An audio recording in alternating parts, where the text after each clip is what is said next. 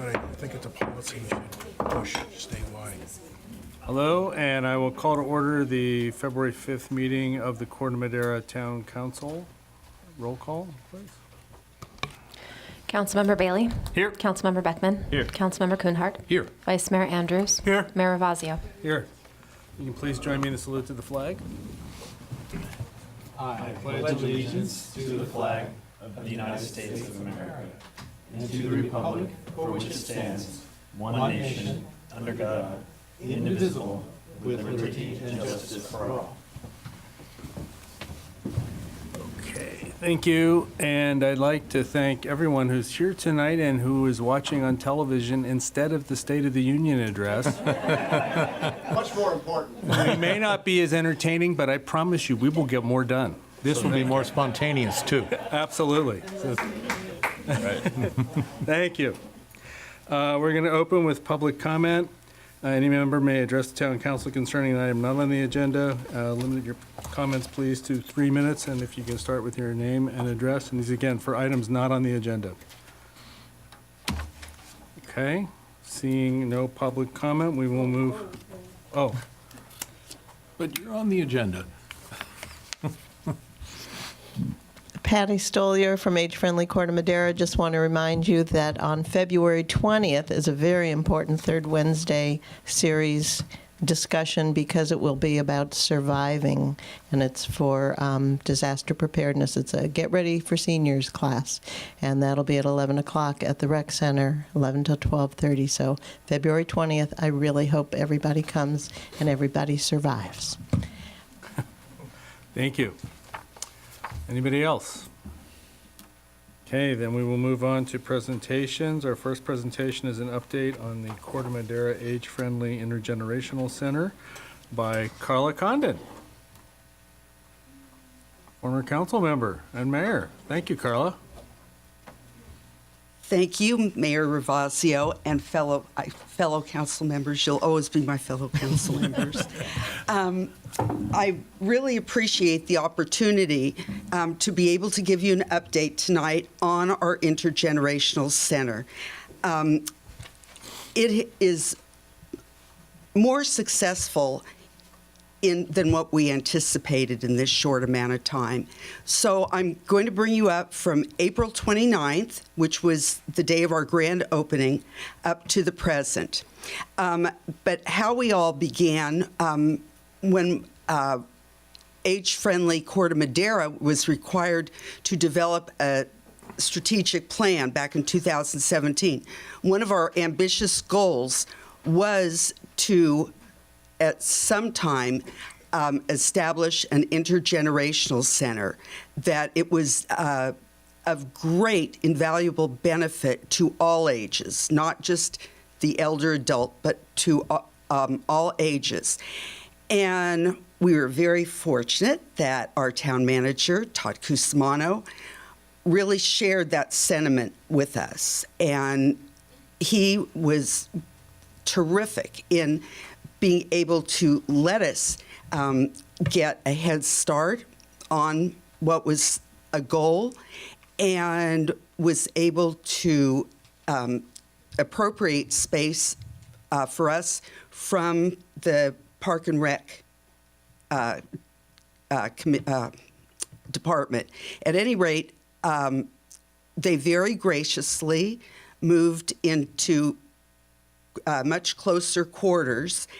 And at the time when we did open, we anticipated moving into the space that they occupy now. But that hasn't come to fruition yet. Anyway, opening day, it was exciting. I don't know how many people were there. Some say 200, some say 300, but we had a lot of people, and of all ages. And we have right in the center one of our youth who was walking Pauline Engelman back to her car.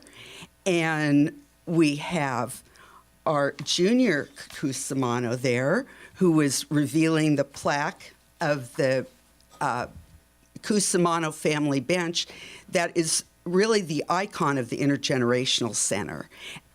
We have two little guys there that were coming to see the exhibit of and demonstration of the 3D printer. I'd like to introduce to you our instructors of our Intergenerational Centers programs. First of all, we have John McCormick, a Corte Madera resident, who is an accomplished professional artist. He has works hanging around the world, even the American Embassy in Moscow. He's working on a project now that we're hoping will even go into the National Gallery. To the right, Deborah Maddox has our program, Art for Kids. And Deborah has been working with the San Francisco Arts Museum, Arts Foundation.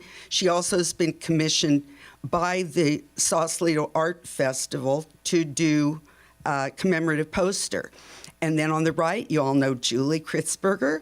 And Julie's multi-talented. Well, you all know how great she is at crafts. And so once a month, she has craft program. Charles Sowers, on the lower left, is the instructor for our makerspace. We have a fully equipped makerspace, if you haven't seen it. We've got a 3D printer, we've got a laser cutter, a vinyl cutter, an X-Carve, a Carvey. We've got so many different gizmos that are there, and Charles happens to be the designer and builder of the exhibits for the Exploratorium, and he's our instructor for our Makerspace program. Rainer Needleman does our chair yoga, and she is noted all over really the country. She is recognized as a teacher of yoga teachers. Starting February 20th, we have Sherry Baptiste, who you might be familiar with. She's a third-generation yoga family, and she'll be doing yoga with weights. We haven't even advertised the program, and already we have 27 people signed up for it. Then on your top left, Jane Rivera also does the chair yoga, and she was trained by Sherry Baptiste and holds many different certifications in various forms of yoga. Pam Waterstone is she's everything to the center. Pam sits at the reception desk. She also does all the accounting, handles all the money. If a instructor is going to be absent, she finds a substitute or gets in touch with everybody. She is going to be helping me when we have to file our taxes soon. And so anyway, Pam is just beyond description. Then we have Patty Stolier, who you know, and she is doing a fitness program. And then as is Pam. Pam also does a Fun with Fitness program, a strengthening program. And then we have Ruth Neighbor, who is our lead storyteller for children. And Ruth was the storyteller, reader, and director of the Marin City daycare facility for over 41 years. Jackie Spinner is also one of our storytellers, and Ruth has given her a lot of coaching on that. Jody Timms has worked for the county, is also involved with Age Friendly Fairfax. She knows every resource in Marin to help the older adult, whether they have problem with financing, housing, health, whatever it might be. Jody is a real go-to person where people can get assistance in getting on track for their needs. Sally Gilardin is active in a lot of different things, and she holds a PhD, and she has been our movie and book club leader. On the opening day, this was what we distributed. This was our program for the Intergenerational Center. Here you see our program for February. We run from 10:30 until 4:30, 3 days a week. 4 days a week, and we're starting to develop a full schedule for Fridays. Here are just some pictures. When we talk about art, we have art through the ages. We have Deborah's classes, which are wonderful. The kids come on minimum days. Then we have John McCormick's class, and this is one of our smaller turnouts here. We're having at least 18 people attend this class. Then also on the bottom, that is apart from the Intergenerational Center, is our paint and sip night, or sip and paint, depending upon what your priority is. And Deborah leads that, and for $45, you come for an evening of fun, snacks, and you go home with a painting that is suitable to hang on your wall. And we've had 2 of them so far. Both were Matisse paintings that we did. The one coming up the last Tuesday in February will be a Monet. And usually our products end up even better than the artists. So I really encourage, if you're interested, it's really a lot of fun. Then we have fitness programs that you'll see. The picture on the left was one that appeared in the IJ. It was, if you turned a few pages, but a large picture plus an article was on the front page of the IJ. And so you can see where we have chair yoga here. We'll be having, and also Patty and Pam's class pictured here. And then next time we'll be able to add Sherry Baptiste's class. We have crafts and table games. Julie, this was a great deal where we made vases and then glued pencils on them, and they were really kind of a clever thing. We also have a knitting club where the people, we combine with the women's club to make various things, either their own projects or certain items for cancer patients. We have the bridge on the top and Mahjong just below. They're both real raucous groups. So anyway, it really is fun. Then the reading to preschoolers, you can see the variety of kids we get, and it is adorable. And they all came, even though they weren't scheduled, they all came to visit Ruth on Halloween because they just love her. And so anyway, it's just a wonderful program. And then our makerspace, as I said, it is fully equipped. And that is really a fun program. The last one we had, there was an age span of 60 years of the people taking the class. I mean, it is just great. In the lower left, or excuse me, the lower right, they made these amazing looking, very dramatic light fixtures with little pieces made from the laser cutter. And then they assembled them all and put a pendant light through and went home with a fixture all ready to go. This red picture illustrates that they had made also in a previous week motorized light show. And so that was really fun.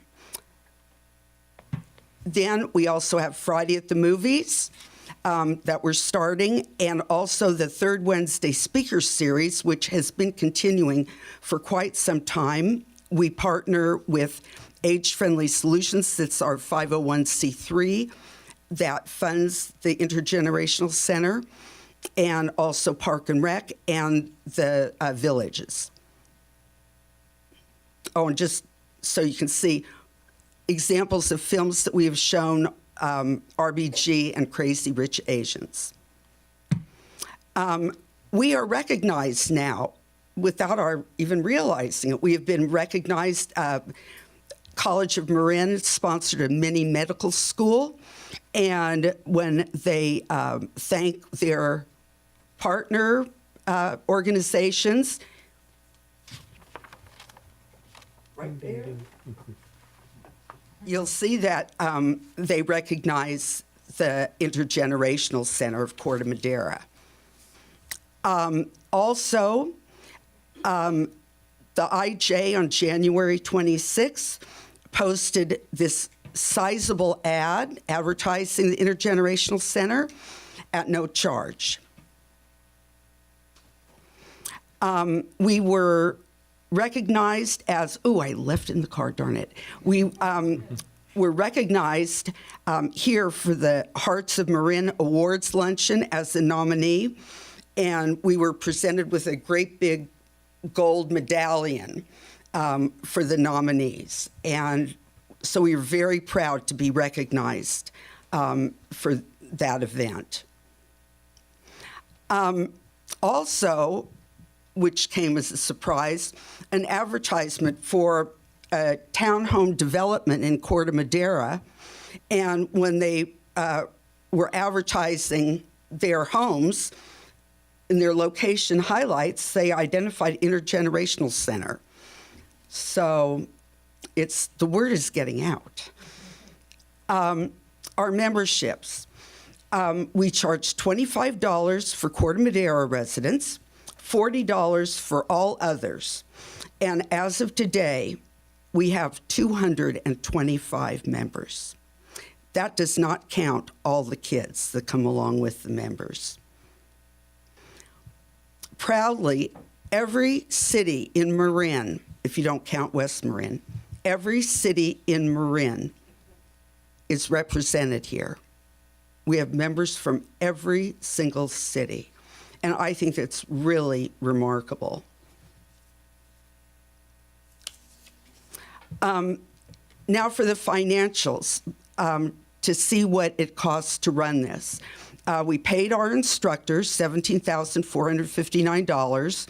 We had almost $200 expenses for snacks. We always have snacks available. The maker's space, we paid $5,927. We also got approximately $5,000 in addition donated. But if you go into the maker's space, I would guess that there's probably $20,000 worth of equipment there. Then our site expenses, just the town, Todd was so great about letting us choose the furniture and purchase the furniture. We had other expenses too above the what the town provided, and that is the $2,800 that's there. Class materials, the Intergenerational Center pays for all the materials required for every class. So our income, less the in-kind donations, was $56,536 that we got in donations. And so we opened the year 2019 with $28,646. What next? Okay, folks. We need more space. And we talk about places like Park Madera Center, what to do with it. Different ideas come up. The classes are already overcrowded, and we definitely need more space. We need more staffing hours, and this is where it's really, really a serious thing, and I appeal to you to please consider appropriating money to add. Right now, the center operates between 27.5 and 31.5 hours a week. Pam, her hours have been reduced now to 12.5 hours a week. Then we have Debbie that steps in on the day that she multitasks, so she's kind of all over. So essentially we have staffing 18.5 hours a week. and we're operating between 27 and a half and 31 and a half. So we really need, it is just imperative that we get staffing, because otherwise classes are coming in, there's nobody there to receive them, and people come in to enroll in a class, there's nobody there to receive them. Also, we need to get the word out, and please help us spread the word. A lot of people have heard about us, but a lot more haven't. And your support of the center will definitely ensure its growth and continued success. And just in closing, I want to read you just quickly a letter that I received. 3 years a widow, alone, and grieving the loss of a beloved pet, I went for a walk in the park. The colorful bench caught my eye. I read the sign on the door, walked inside, and a whole new world opened. Age-Friendly Solutions, which is the 501c3 that pays for all the instructors, all the materials, is staffed by the most caring, kind, and supportive people I have ever met. They are welcoming, inspiring, and empathetic, and they create an environment that lifts one's spirit. Colorful calendars are available at the front desk to keep us informed of current offerings, days, and times. So thoughtful. And questions about the offering are answered quickly and with enthusiasm. The art class I've been taking is amazing. The teacher, who is highly accomplished in his field, has a can-do attitude that is highly contagious. Always encouraging, he gently and kindly helps each one of us acquire the skills needed to move forward. And we have fun. There is always sweet laughter and friendship in the air. For me, discovering Age-Friendly Solutions has been a life-changing experience, and I am truly grateful. So this is what we experience, and we really need your support. And Mayor Ravasio, there are some people that came that might want to say something. Okay, we can do that. I just ask that you please keep your comments as brief as possible. But if you please come up to the microphone, I need you to come to the microphone and identify yourself. And if there's more than one person, please feel free to line up behind the microphone. We're trying to keep things rolling here. Thank you.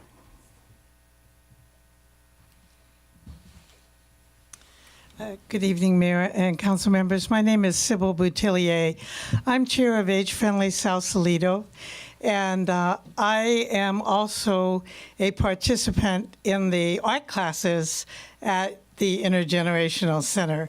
I can't tell you how all of us in the age-friendly movement in Marin have been inspired by what's happened with your Intergenerational Center, and Patty and Carla's work on this, and Pam. It's just been amazing to us. We've all talked about wanting to do an Intergenerational Center. What could that be? How do we get that pulled together? And they pulled it together in months and have done an incredible job that really is just a model for all of us. And I can't say enough good things about it. When I started the art class when it first began, because I've always wanted to learn to draw and never had the opportunity to take a class. And there were about 10 people that first day. Last time I was there were about 22. So it's really so popular. We have so much fun. But your whole curriculum is just amazing. And I think that you should be so very proud of your folks here in Corte Madera for pulling that off and giving us all something to achieve in the future. Thank you. Thank you. Hi, my name is Beverly Wendell. I'm one of the Mill Valley residents. I did not write that letter, but I could have. It sounded just like my situation. I joined the art class, the watercolor class, probably 4 months ago. I've been there every day I could be there. I think it's a wonderful program that the town is providing for intergenerational, not just for seniors. But the class, unfortunately, has doubled in size, so we're really getting restricted on what we can where we can sit, and it's getting a little crowded.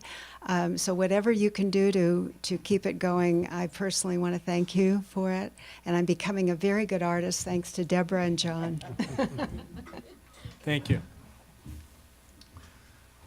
I'm Dr. Sally Gillardin, and I'm the beginning of the baby boomers. And as you know, in Marin, we have a lot of people for the next 30 years following me that are going to be retiring or partially retiring.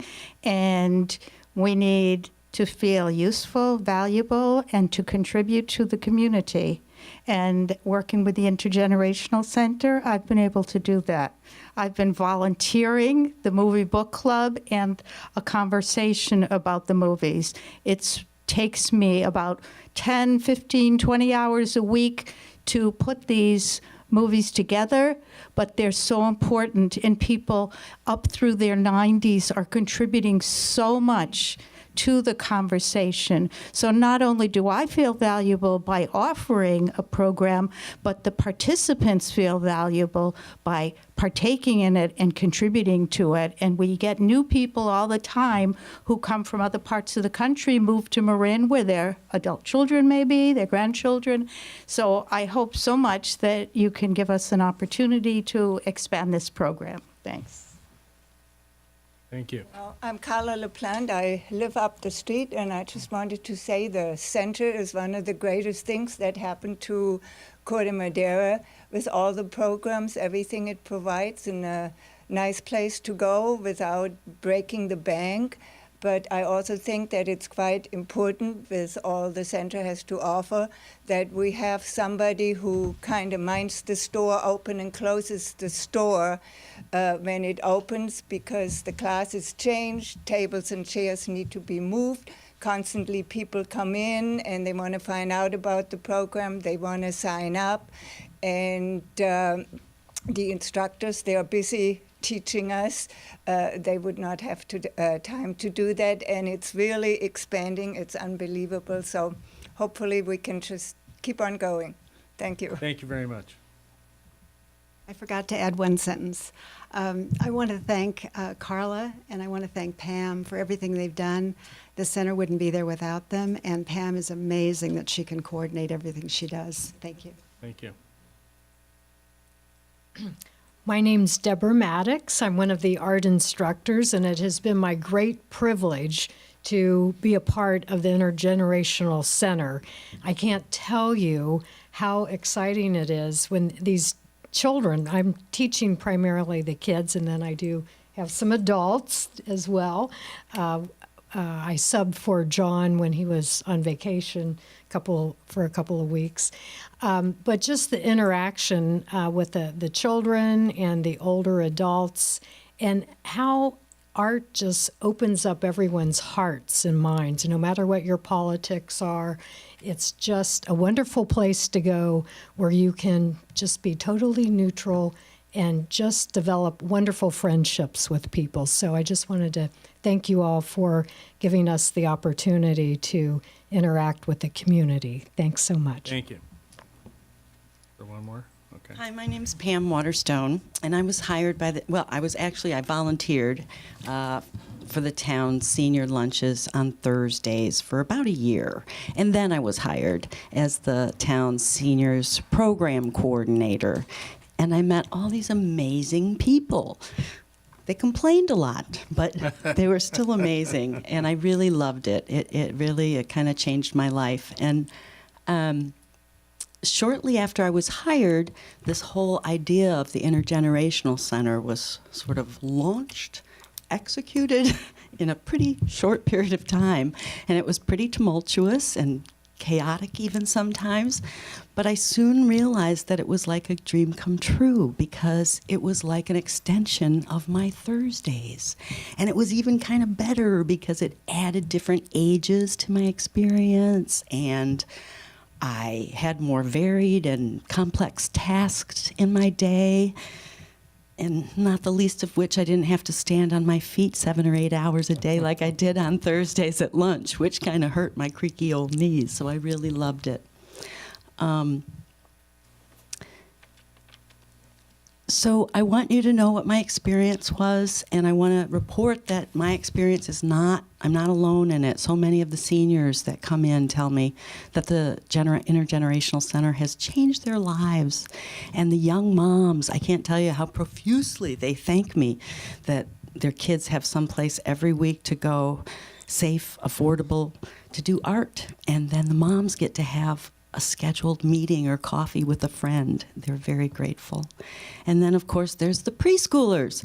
And those preschoolers are like magic. And the two senior instructors that we have that read to them bring out the magic in them. It's these two women, they are, when they first started, they were kind of hesitant and reticent and unconfident. And I've seen their transformation, having, over the course of their sparkle in their eyes, and they're self-possessed, and it's really an amazing thing.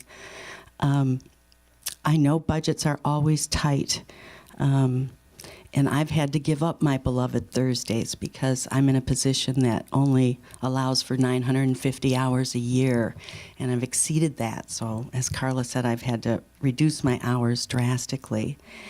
And I just want you to know that the Intergenerational Center is truly, I think, a special place and a new place that needs nurturing, so it can add to the already amazing community that I have found in Corte Madera. I wish I lived here.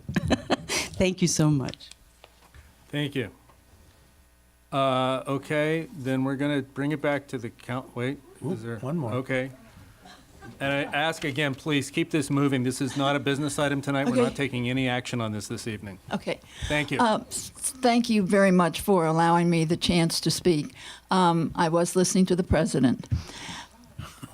Sorry. Your fault, not ours. Not mine. Anyway, I too want to support the Intergenerational Center. I've been participating in their makers class. The first class, it was Phyllis and 4 boys. And they were like 9, 10, and 11. It was so much fun.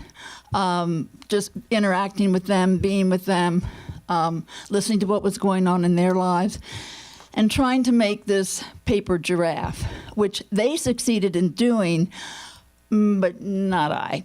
So I said, okay, I'm going to try the next one. Well, the next project was to create a laser light show. I said, I haven't worked with wires for years since I did stage on one of my stage classes in college. But I wanted to do that. I'll be darned. We had to solder all kinds of little itty-bitty wires and build this whole thing with the mirrors and the laser and whatever. Well, the darn thing works. I was so excited. And I've played with it, and so has my husband, and so have friends who've come in. I said, you got to do this. And by the way, come take a class, because it's just fun. It really is good for all of us of all ages. And I do hope you will find it, if not tonight, whenever you're making the decision to support it, so that they can have a full-time person helping and help the program to grow, because there is a lot of interest in it. Thank you. Thank you. Patty Stolier from Age Friendly Corte Madera and Age Friendly Solutions. It's so mind-blowing for both Carla and myself that we had this imaginary place in our brains, and now it exists and people love it. It's so gratifying, I cannot begin to tell you. So I'm very, very, very grateful to Todd and to Mario and everybody who made that happen, to the council that approved funding, and thank you. It's our dream come true, literally. And what nobody brought up is how all the classes are free. Once you're a member, you don't pay for anything else. So that's like, for us that live on a very small income, that is an important piece of the puzzle. So I just wanted that to be out there. And thank you. And please, let's expand it. Thank you. Thank you. So just a reminder, there is no action on this. This is not an agenda item this evening. This is a public presentation for informational purposes only. Is there any council member who wishes to comment or have questions for Carla? Yes, go ahead, David. This is fabulous. It really is fabulous. You almost, Carla, got there, but didn't quite point out that the photograph of the young man, the young Cusimano, uncovering the plaque in front of the bench that was made by Todd Cusimano's father, proof that there is intergenerational art going on in our town. 3 generations. Anybody else from the council? No? Okay. Thank you very much. It's great to hear that the program is so successful. We are proud to support it and continue to support it. Thank you so much. Let me know when I can come read to the youngster. Okay, and we're now moving on to item 3B, overview of climate adaptation plan. Presentation by Peter Brown, our Public Works Director. Okay, Mr. Mayor, we do have the option. I know that last item may have run a tad long. I wanted to offer Did go you a bit long, but let's keep going. Okay, right on. So Thank you. Rebecca, thank you. Just the one that's up is We need good. to get through this too. Got it.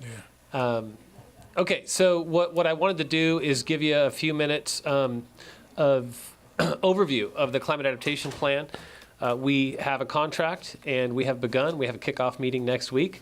And the council will be involved, as will the Planning Commission, as will the Flood Control Board, the members of the community. And so I kind of want to run through what we anticipate from the climate adaptation plan. I tried to give you a picture-heavy slideshow because those are the best kind. But down in the corner, what we hope is the scope will be all sectors townwide and a long-range plan. The purpose is to become a resilient community. Likely outcomes for the council is significant investment and change in the community.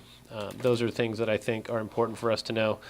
I gave this talk in a region-wide setting, and I wanted to let people know where Corte Madera was. We're a population of 10,000 residents who all expect to be protected right there at the tip of that arrow in the Bay Area, as you all know, adjacent to the Bay. I've come across some photos, thanks to a lot of the members of the public sending them to me. But here's one of the Corte Madera Marsh in 1926. So this, to me, is fascinating. Rebecca, could I have the mouse?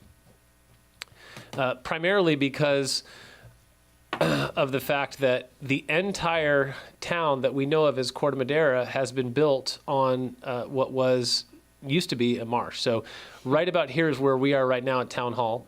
You can see, for those of you who like geography and connection, this is Corte Madera Avenue that connects to Mill Valley. This is Casa Buena Avenue right here. This is Tamalpais Drive and Paradise Drive. So I want to highlight something for you here. I put the line on Tamalpais and Paradise, and if you fast forward 35 years later, here is that same area, and here's that same line. So Town Hall up here at the end of the line.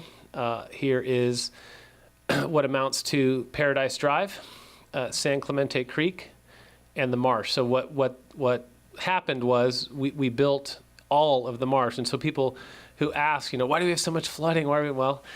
This is the answer. We built an entire town in a marsh. And so that makes our job challenging, not impossible. And so the climate adaptation plan that we're beginning will be led by Adaptation International, of course, staff, the community, the council, but our consultant team is Adaptation International with transportation professionals Nelson Nygaard and Blue Point Outreach. And we hope that we will have an amazing planning and guiding document that gives all of us a view and a roadmap for the next 30 to 50 years. The purpose, again, of the plan is to address climate change vulnerabilities. We use the term SLR, sea level rise, drought, wildfire, transport, and economy. So those are kind of the sectors that we're looking to focus on. There are more sectors. Public health is one that will get some attention, but those, I think, are the main ones there. This question comes up a bit. Mitigation, adaptation, what are the differences? How do they overlap? I think this slide, and we'll put this slideshow up on the website, begins to talk about, in order to truly have climate resilience, you need to address mitigation. and adaptation. And this plan will focus on the adaptation side, which are actions to manage the risks of climate change impacts, disaster management, flood protection, infrastructure upgrades. And of course, you see the Venn diagram with the overlap there. Who created that slide? Not me. It's borrowed. I'll get you the source if you'd like. I'd love to see it. The most important part of this roadmap for me are the questions. Resilience for whom? Resilience of what? Resilience to what? Those are the areas that I think our plan is going to need to address. Outcomes, so climate adaptation plan, specific capital improvement programs. This is where public works really comes in. So we want to have the plan that's adopted by you all in a few years, have specific project recommendations with specific strategies, capital improvement recommendations, right? You don't have to do them, but it should list with some basis in reality what you all as a council in this community should invest in. And we need to attach cost estimates. We may do them in current dollars, we may do them in future year dollars, but we have to have an idea of what these investments are going to cost us. And we also should discuss in this plan cost-sharing plans. What are the public partnerships? How will Caltrans is the funder of this grant? I believe their main interest is the transportation system and 101 in particular. So how should the town and Caltrans share costs to protect US 101 and key land uses? Public-private partnerships will be necessary. Our two economic centers will likely become partners as well, because any protection of US 101 will also serve as protection of our two economic engines. And then, of course, on the residential side, if there are residential areas that are recommended for protection rather than restoration or retreat, property owners will likely be asked to pitch in to fund sea level rise protection systems. A few more slides here on the process. We look to have a lot of public input. We have a minimum of 3 community workshops. We'll likely have more. We will circle back at multiple points with council to get your feedback. And I definitely want to make sure that you all know that my standpoint is a scientific analysis with specific recommendations and implementation strategies that lead to capital improvements. That's going to be my focus. That's going to be the driver from the public works side. And we need to provide you an analysis for how this all will work that will also look down the road, emphasizing terms like agility and flexibility, because I put a slide in here that talked about revisiting this plan on a 5-year basis. That's what I recommend. The time frame, I wouldn't spend too much on all these boxes and all these activities other than to know that come February of 2021, we should be done. I anticipate actually we're setting things up to be done a little sooner, but this is our agreement with Caltrans, so that's kind of our drop dead day to be finished with the plan. Again, the focus, sea level rise and flooding are probably the greatest impacts, but we cannot ignore wildfire. Drought and wildfire readiness are going to be, I missed an H in my drought, probably due to lack of water. Preserving the transportation system, again, with that Caltrans funding source. I also wanted the council to know that the estimates for sea level rise are changing. They will continue to change. I'm going to talk. It's getting a little worse in the sense that the Coastal Commission in particular was, for the last 5 years, has been talking about preparing for 6 feet by 2100. Although now, due to ice melt, they're making a recommendation of 10 feet. So that's a huge change. It may not be a big impact for us in particular, and I'll go into why in a few slides. Todd wants me to hurry up and finish. IPC, so the International Panel on Climate Change, has also increased their sea level rise projection. So if science is real, both the IPCC and the Coastal Commission are using the same data. This is actually one of my favorite slides. Not that this is terrible. This was a huge tragedy. The Nuns fire, the Atlas fire, the Tubbs fire, the Pocket fire. This has been our neighbors' very, very difficult time. My favorite part of this slide is that this inspired me to come up with the top 5 all-time songs about fire. Burning down the house. We didn't start the fire. Billy Joel might win for titles related to this. Of course, Johnny Cash, The Ring of Fire would be number 1. Campfire broke all records. It was the largest fire in California state history. And this is a sample of a slide that was a recent high-risk fire warning. So from Redding down to Hollister, and from Sacramento to San Francisco. So relative humidity is in the single digits the last fire season, and this is the type of threat that we're dealing with.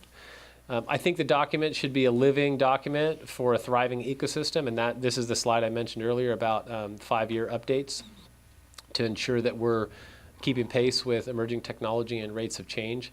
In the last few slides, Mr. Mayor, kind of get into some samples of some of the models that are already out there that look at what 3 feet of sea level rise looks like. This is not a high tide scenario. This is just 3 feet of sea level rise and inundation in our communities. The reason why the recent change from 6 feet to 10 feet may not impact Corte Madera specifically is because of the fact that we don't have a lot of land between the elevations of 6 and 10 feet. Getting to the 6 feet level will be a big impact, and we won't see a lot more impact just by that extra feet in terms of square area in town. So it's gigantic bad, but it's not more gigantic bad if it goes 4 more feet. For us, yeah. Okay. I want everyone to be aware that in the long term, there is a potential for loss of residential land. That's a reality. These maps show it over and over again. But one of our tools will be wetland restoration. The Corte Madera Marsh is a key resource, and in order to be successful in our adaptation plan, I believe, and I think most believe, that some level of restoration and protection, all those bullet points you see, including wave attenuation, will be critical for preserving our community. A couple final slides on the modeling uncertainties. We're going to rely on the climate models, but we have to be aware that they will not provide all the answers, but they can help us gain insights, and they also must be revisited and revised because models tend to have margins of error. And this is kind of another thing that I want the council to be aware of. This will become a sensitive and an emotional challenge for you as elected officials. So I turned it into a national thought, but it certainly applies here locally. There'll be complex systems that are in play. We have an elected body, and this will make for difficult decisions around selecting and prioritizing infrastructure investments. So I'll wrap it up there and take any questions you may have. Wow, we got our work cut out for us. Any questions from the council? Yes, Jim. Which other planning agencies in the area will use this data and recognize this data? Most of us in the Bay Area are relying on a lot of the same baseline assumptions. So what we're not asking our consultant to do is do an original risk assessment. We're relying on a lot of legwork that's already been done at the county level, at the BCDC level. San Mateo's done a lot of work. So has the Coastal Commission. So we're all hopefully relying on a lot of the same data, and we are going to be partnering with a lot of those key folks and keeping them involved in our process. Because when the 2040 Plan Bay Area came out, if you looked at where they were going to put the housing, and then you looked at the sea level rise maps, there was almost a 1-to-1 congruence. So I'm just wondering, are they going to actually look at the data this time? I hope so. Okay. You know, are we allowed to comment, or that's not allowed for presentation? Yeah, we can comment. Yeah, it's a public presentation. Peter, that's fantastic. And Todd, I mean, I couldn't be happier with the idea that somebody's doing this long-range kind of planning. I believe it's, as everybody knows, we all think, fundamental to our mission. And thank you. Don't let up. There's nothing more important. You don't get any immediate reward. If you do it right, nobody will ever even fully appreciate it. But you're helping save lives and safety and all kinds of things. So please keep on keeping on. It's profoundly important. I have one comment and one question. Keep up the good work is part of, but additional is, I just realized that there was a brand new report that was released of analyzing the Himalayas. And there's a range analysis that says somewhere between 30% and 50% of all the glaciers that cover all the Himalayas are expected to be gone by the end of the century. That will affect hundreds of millions of individuals in the South Asia area, as well as all the rest of us. So we're not alone. Question, how can we help you?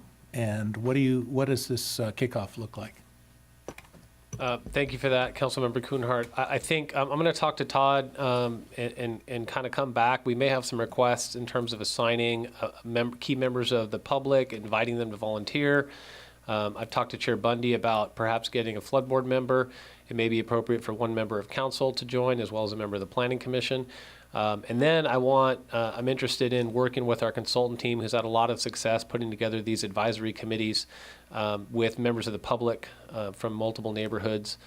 And so we will come back to you. I think the best way to support us is to stay involved and give us your input. Attend the meetings, even if it's not a council meeting, if it's a flood board meeting or if it's a community meeting.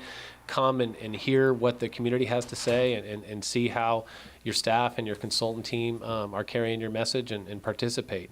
I think that the more input that we have, the better off we're going to be in terms of developing the first cut at an important long-range plan. Thank you. Do you have anything to say? I feel like your inundation maps really showed it all, and the fact that that additional 4 feet in sea level rise from 6 to 10 isn't a huge problem for us because most of our town's already underwater at 6 feet, I think says it all. So thank you very much for making this information so clear. I just want to echo what everyone else has been saying. Thank you. I can't imagine anything we can do in the next few years is more important than trying to address this because the whole long-term future of the town relies on how we do this. So thank you so much for doing this, and just let us know how we can help. So thank you. Okay. Moving on then to the consent calendar. The purpose of the consent calendar is to group items together which are routine or have been discussed previously, do not require further discussion. They are approved by a single motion, and any member of the council, staff, or public may request removal of an item. Are there any such requests for removal of an item from the consent calendar? If there are none, I will entertain. I'm sorry, I don't want to remove an item, but I do need to comment on one of them, and that is 4F. I hope there's somebody from the Redwood High Foundation who is maybe listening in tonight, right now, because we're about to authorize a beautiful, artistically done banner that will go up, which has no time of day nor location for this special fundraising event on March 29th. And the only thing that hints that some additional information is possible is very small print, a website, which doesn't have any information on it about the location or the time of day of that event. So I'm hoping that somebody from Redwood High will fix that, because this is going to go up in the next day. Fix that on the website, and it says tickets are available right now, but there's no way to sign up for those. So maybe they haven't decided yet. I'll nevertheless move that we approve items 4A through 4H on the consent calendar. And I second that. Can I make a comment? Oh, sorry, yeah. 4E, can you remind Marine Country Day about the pathway from parallel to the road? Just make certain that we will. They haven't forgotten about it. Yeah. Okay. Motion's been made, Rebecca. And I'll second. I think there's a second. Mm-hmm.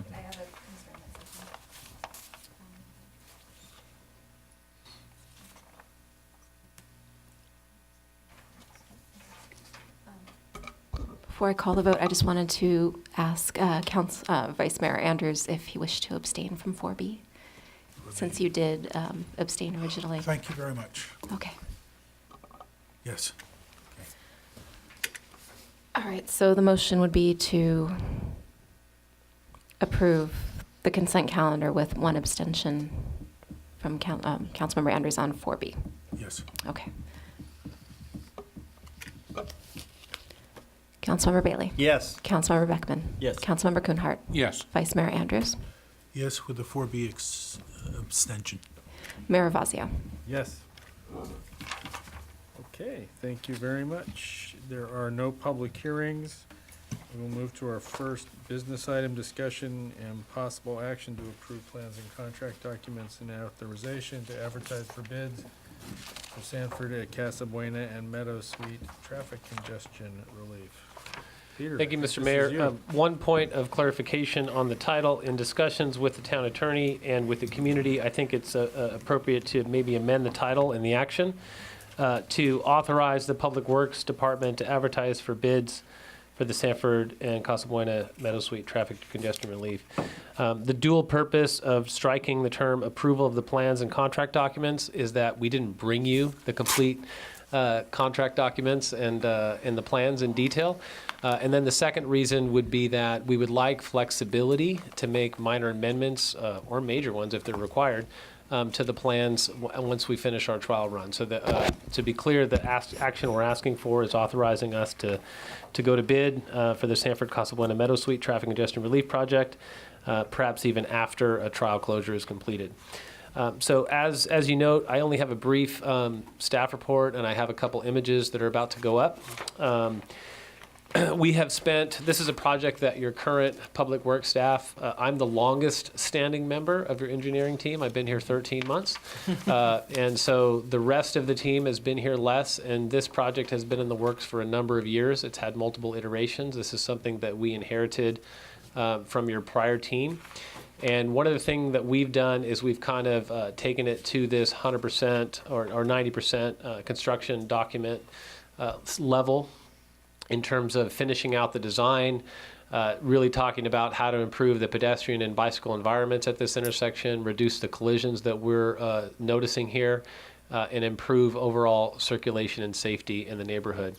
We've spoken about this a number of times at BPAC, and I believe it came up at your last council meeting, but just a quick recap of the primary changes that we're proposing here in this plan set. I think the most significant change is this, what is currently a northbound vehicle movement on Sanford that carries between 120 to 160 cars at the peak hour, so the busiest time of day. This movement is proposed to be eliminated. The purpose is that we have a lot of collisions here. The public doesn't yield well. They come in both directions. They don't really know whose turn it is, whether you're turning left onto Sanford, coming from Lakeside, or you're turning right onto Sanford from Meadow Suite. They also, because they're looking at cars and each other, they don't pay a lot of attention to cyclists and pedestrians. So we don't have a good record of that here. Another movement that's problematic is the yield movement in the southbound direction on Sanford. For some reason, people think yield means it's my turn to go. So they come out here and they just shoot on out into Meadow Suite and they turn in either direction. And I personally have almost been hit here a couple times. And so this is proposed to change to stop control. In lieu of the vehicular movement, we're looking at pedestrian bulb outs, enhanced crosswalks, a bike slip. And primarily what's going to happen in order for this to function is more traffic at the peak hour, about 120 more cars, will come to Casa Buena to access this traffic signal on Tamalpais. And in order for that to happen, we're proposing reconfiguring this portion of the intersection in order to store more cars, make sure we keep what we call level of service A, or minimum wait times for the signal. So in other words, when all the cars are queued up here in the busiest hour, when it turns green, all the cars get through. I think that's important for the community, and I think this plan achieves that. We talked a little bit last meeting about moving the pedestrian crossing. Your staff came out here and I will admit had a cup of Pete's coffee and watched in the morning for about an hour where the pedestrian activity was. I'm glad you did that. And it was about 90% of the movements were right here where there is no crosswalk. The bus stop here is the primary attraction. It doesn't happen to be a town center, certainly not in the morning. And then to take a look at some of the... Peter, before you go on, I'm sorry. Sure. Do you mind that previous slide? Can you just walk through how should the traffic flow now? Like how's it... So start with not 101, Paradise. People come off and they take a right towards Pete's or left, depending which way they're coming. And then what happens? Correct. Okay, so let's say you're heading westbound on Tamalpais and you want to access this neighborhood. Yep. You'll get in the left turn lane. You'll make your left. Nothing changes for the folks entering the neighborhood. You can do the same things. If you want to go to the library, you can come straight on Sanford. You got to come to a stop. This yield business will no longer be tolerated. And then we have an even heavier movement is this left turn movement where cars will head out to the car dealerships, to Marin Joe's, to a party at Patty Stolyer's house, wherever they're going. They will be able to continue just like they can today. The primary change really is for the immediate folks that are at the library. I think there's a church here. Yep. There's 5 or 6 residential homes. A lot of those folks go out Lakeside. They don't come here, but those that do in the peak hour will have to do the movement that I call around the horn. They'll have to go down to Conao, up to Casa Buena. It's an added 30 to 45 seconds in time. The other folks that I think would be impacted would be the folks in the 2 apartment complexes that are closer to the corner of Conao. Those folks, if they're used to going left and coming out this way, will now go right and go over to Canoa and around Casa Buena. And then lastly, another group that I would put in the no change category would be people who live up Meadow Suite. So if you go up this hill, if you're running or biking, it's quite a climb up to the top of Meadow Suite. There's Lupine, Deer Run, Hawthorne, those side streets there, and there's about 60 residential single-family homes as well as an apartment complex. I'm going to throw those in the no change category because for them, whether they make a left on Meadow Suite or a left on Casa Buena, it's pretty much the same. So there is a change in rerouting for some portion of the folks that live along Meadow Suite, and it turns out it's around 120 vehicles in the peak hour. So just to wrap up, other components of the project. On Meadow Suite, this is another what we call low compliance yield controlled intersection. Not a lot of folks are yielding here, but we think it's more appropriate to have a stop sign. Pretty significant changes here at Conao because of the fact that the current intersection doesn't give good sight lines. So when you come up and you're at the yield bar, you can't really see in either direction. So we want to square off these corners, pull the stop bar forward, increase pedestrian and ADA accessibility, and really get folks out here with a nice little sight line in both directions to be able to make this left turn maneuver. So that's the project. This also has many components. I've talked a little bit about the bicycle and pedestrian improvements. We're also repaving the roadway. Casa Buena is getting repaved from this intersection all the way through. It's a grind and overlay all the way through to Sanford. So brand new pavement, striping, bike lanes, safety improvements. A lot of those things are occurring. So I'm happy to take any questions that you may have. Any questions from the council? Yes, sir. Mr. Bailey. Sorry, I know I'm asking. Sorry. Peter, thank you, by the way. That's a clear presentation. Can you just outline the sequence by which, assuming you get approval tonight, I know at some point there's a formal public bid, at some point there's a contract, at some point there's a test, like a trial period and so forth. Could you just outline the intended sequence and relative time to do each of those? I can. Thank you, Mr. Bailey. So we had a trial closure scheduled for last month. We had a power outage. We had traffic signals not working, so we had to cancel. We've rescheduled that. It's for Monday and Tuesday of next week. So beginning at 7 a.m. Monday through the Monday morning peak hour, the Monday evening peak hour, the Tuesday morning peak hour, the Tuesday afternoon peak hour, we are going to close the northbound Sanford movement. I invite you to come and check it out. See if it's Carmageddon, see if it tends to function okay or not. We are going to do formal detouring. We're also going to bring temporary stop signs in. They won't work quite as well as these because of the sightline issue and, again, the rounding of the curves, but we will ask folks to temporarily stop out here. I think staff will be out there for multiple parts of the peak hours next Monday and Tuesday. We will invite public comment. We'll invite public participation. We will analyze the results of the trial closure, and we will amend the plan as necessary. And that's another reason for striking the term approval of the plans as they are. What we'd like for the council to do, because we're at this late stage and we want to get construction started in the spring or summer while the weather's good, is to keep the project moving forward. So if there's significant changes, we'll come back. We may issue a memo. We're happy to schedule it at a future meeting. We'll let you know, but we do need to put it out to bid here in the coming weeks with those changes if some are warranted. And then it's an open bid process. So we can advertise for 30 days. We can advertise for 45 days. We typically do minimum of 30. 45 sometimes gets us better bids. It gives more contractors time to come back to us. Then we will look at the bids. We'll make sure that they're responsible and that they're within our budget.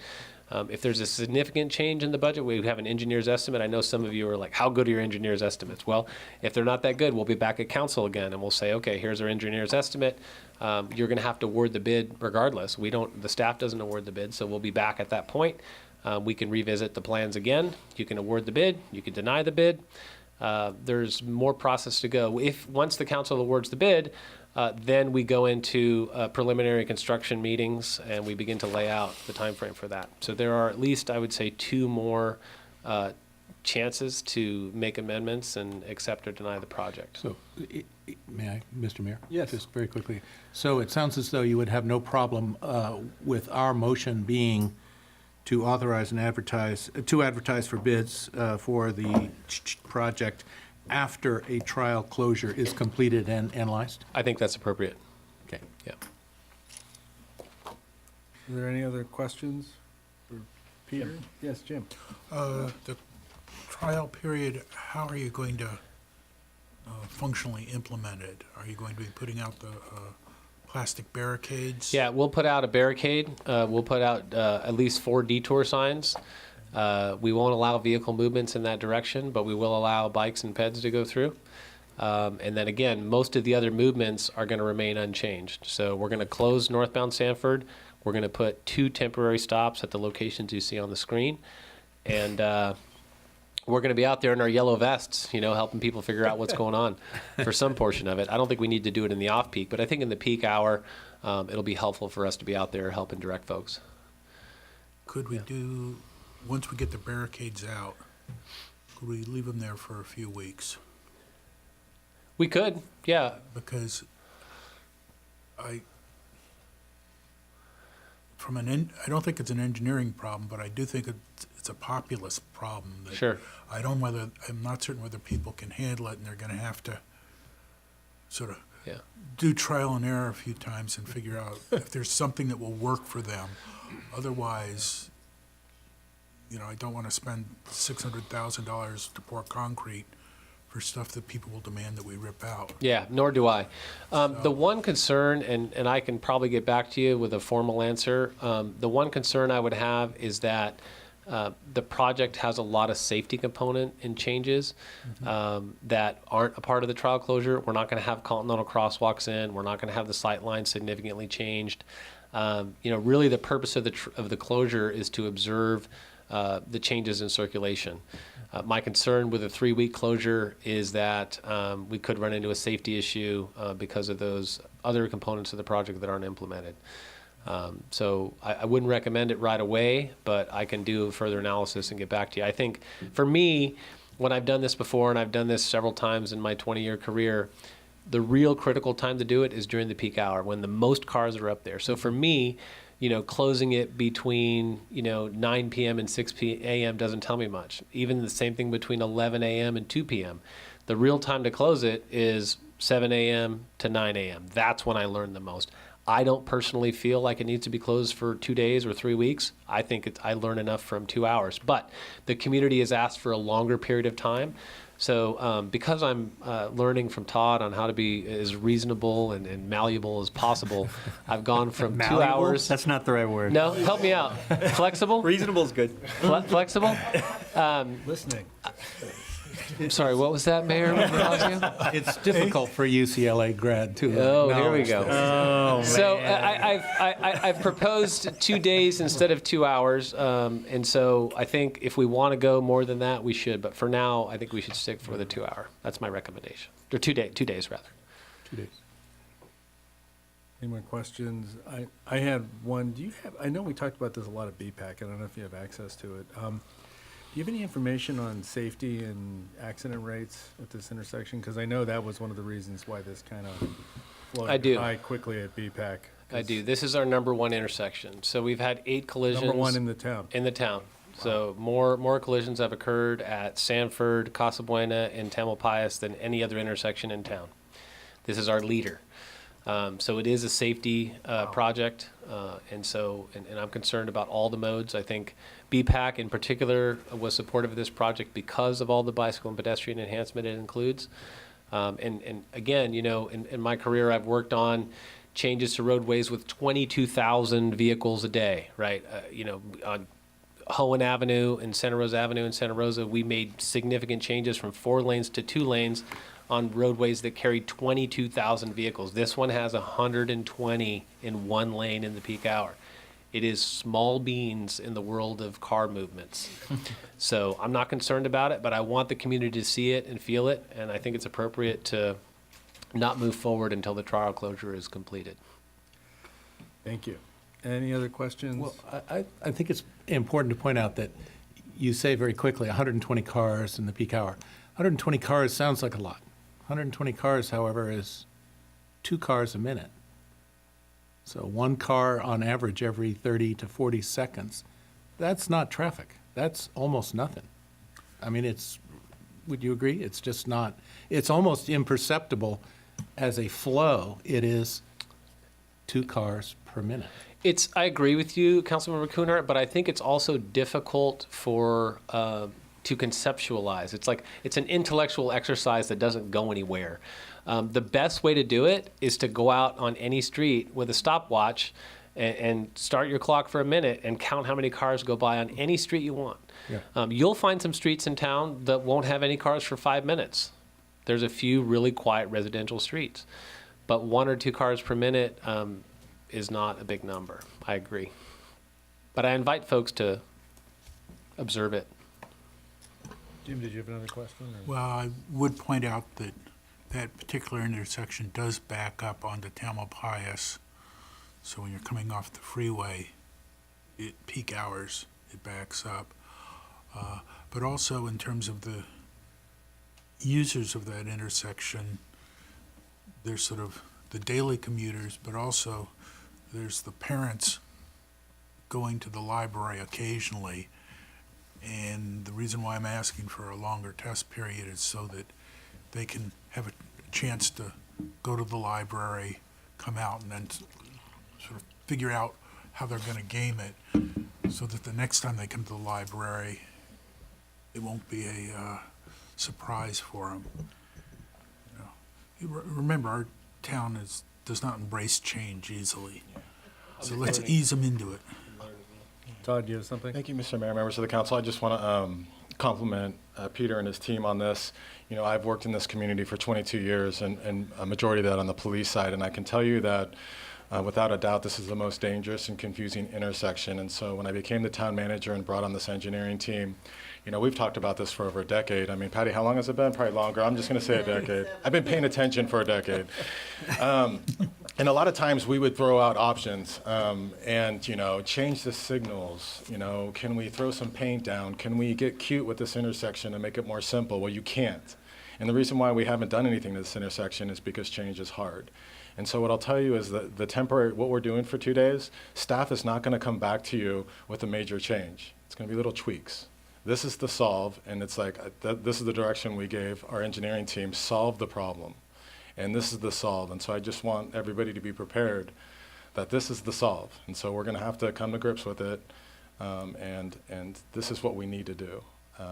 It's a dangerous intersection and we need to fix it.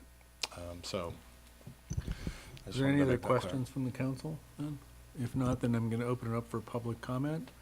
You can please give us your name, and we're going to ask you to try to keep your comments to 3 minutes. Thank you very much. Patty Stolier, Casa Buena Drive, and I didn't have a question until Jim just brought that up about the cars stacking onto Tamalpais, and I'm wondering if we're changing the yield to a stop. Now everybody has to stop instead of just the people that needed to stop because there was traffic there. So I wonder if it will worsen cars backing up. That's my only question. Peter, do you want to go ahead? Rebecca, may I have the? Thank you. Yeah. So that's a great question.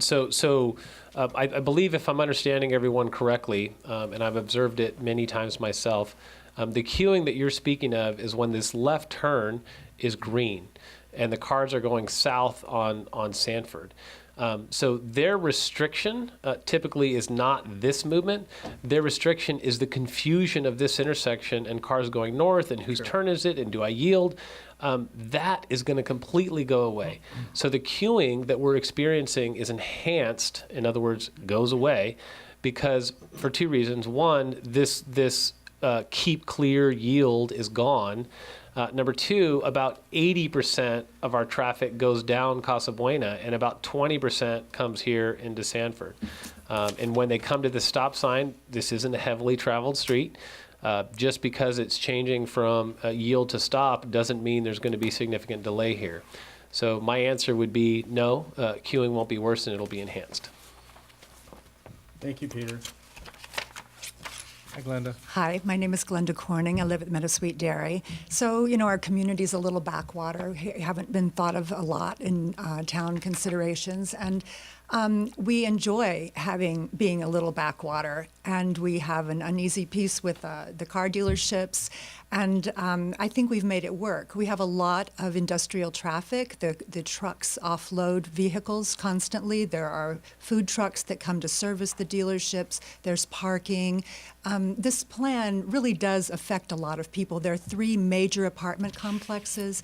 And, I think it's going to be very awkward. And also, even though you guys don't think 120 cars a minute or 2 cars per minute per hour or 2 cars per minute is anything, it is something. I walk that street all the time, and that is a significant uptick in traffic. So I would suggest that why don't we do the Casa Buena changes? Why don't we do this in incremental phases? See if making the enhanced lanes will make it so much more efficient that people will want to take that route, because people are smart and they will try to find the best way. And if we really have to take the northbound access to Tamalpais away, then so be it. But maybe we could just try it in phases. And I do think that enhanced signage, I was at the shopping center the other day, and it said traffic from the left does not stop. And I thought, why can't we just have more instructional signage at that intersection? Yield to traffic from the right. I mean, it just seems like we're going to spend a lot of money, and we're going to upend a lot of people's convenience and access in their community. And I'm not sure we have to go that far. So thank you. And I'm hoping that the community's voice really will be considered, because it seems to me like this is a done deal for you guys. And I'm a little disturbed that we haven't been made more a part of the discussion before this time. Thank you. Thank you, Glenda. Bob Bundy, Golden Hind Passage. I'm a little concerned about the sight lines, and I know you're working on those at Cano and Casa Buena. And if the accident pattern sort of continues, or there's a problem in that area, what would be required to do 3-way stop or to have a traffic light? Go ahead. So that's a great question. Thank you, Bob. So by the California Vehicle Code, there are warrants, what they're called warrants, which are metrics for volume that dictate when you can put in a stop sign and when you can put in a traffic signal. Those particular specific warrants are 240 cars average per hour over an 8-hour period. So if you do the math, 240 times 8 is just under 2,000 vehicles over an 8-hour period. Our volumes on Casa Buena are about 3,000 in a 24-hour period. So we probably won't be able to make that warrant. I haven't done the analysis on it. But what we can do is if confusion, sightlines, collisions, whatever occur at that intersection, we can consider a 3-way stop, which would probably be easier to meet than signal warrants. So I don't think we'll know until we actually do the analysis. But the first step, again, would be making sure that the cars that are coming down Cano stop instead of the yield control, and re-engineer the intersection to improve the sight lines. I do think that if warranted in the future, a 3-way stop should be considered. Thank you. Phyllis Galanis. I live on Prince Royal Drive. And I use this, I don't live in this particular area, but I am on the beautification committee, and we have our meetings at the library on one Wednesday a month. And there's also story time at the library. Our meeting starts at 10, the library opens at 10. And oftentimes, we're not able, if we don't get there a little early, we're not going to find a parking place there, so then have to park on the street. Part of your plan, Peter, is to take parking places away from the street. your busy times there, if you say 7 to 9, I think you need to extend because the library doesn't open till 10. And it's pretty well attended by mothers and children during that 10 o'clock hour. So at least extend your trial until 11 or noon. The 2 hour just isn't going to cut it. The other thing is I don't hear anything about sidewalks. So you're still going to have, you said it's ped safety as far as crossing, but there are a lot of apartments along that stretch where we've noticed too. And there are mothers who are pushing their kids in strollers, et cetera, and they don't have any sidewalk to use. So if you're going to do all this work along that area and you're thinking about the people, I don't understand why you're not considering a sidewalk. And I too, like Glenda was saying, it seems like there could be an easier way with signage rather than going through all that you're putting into place now.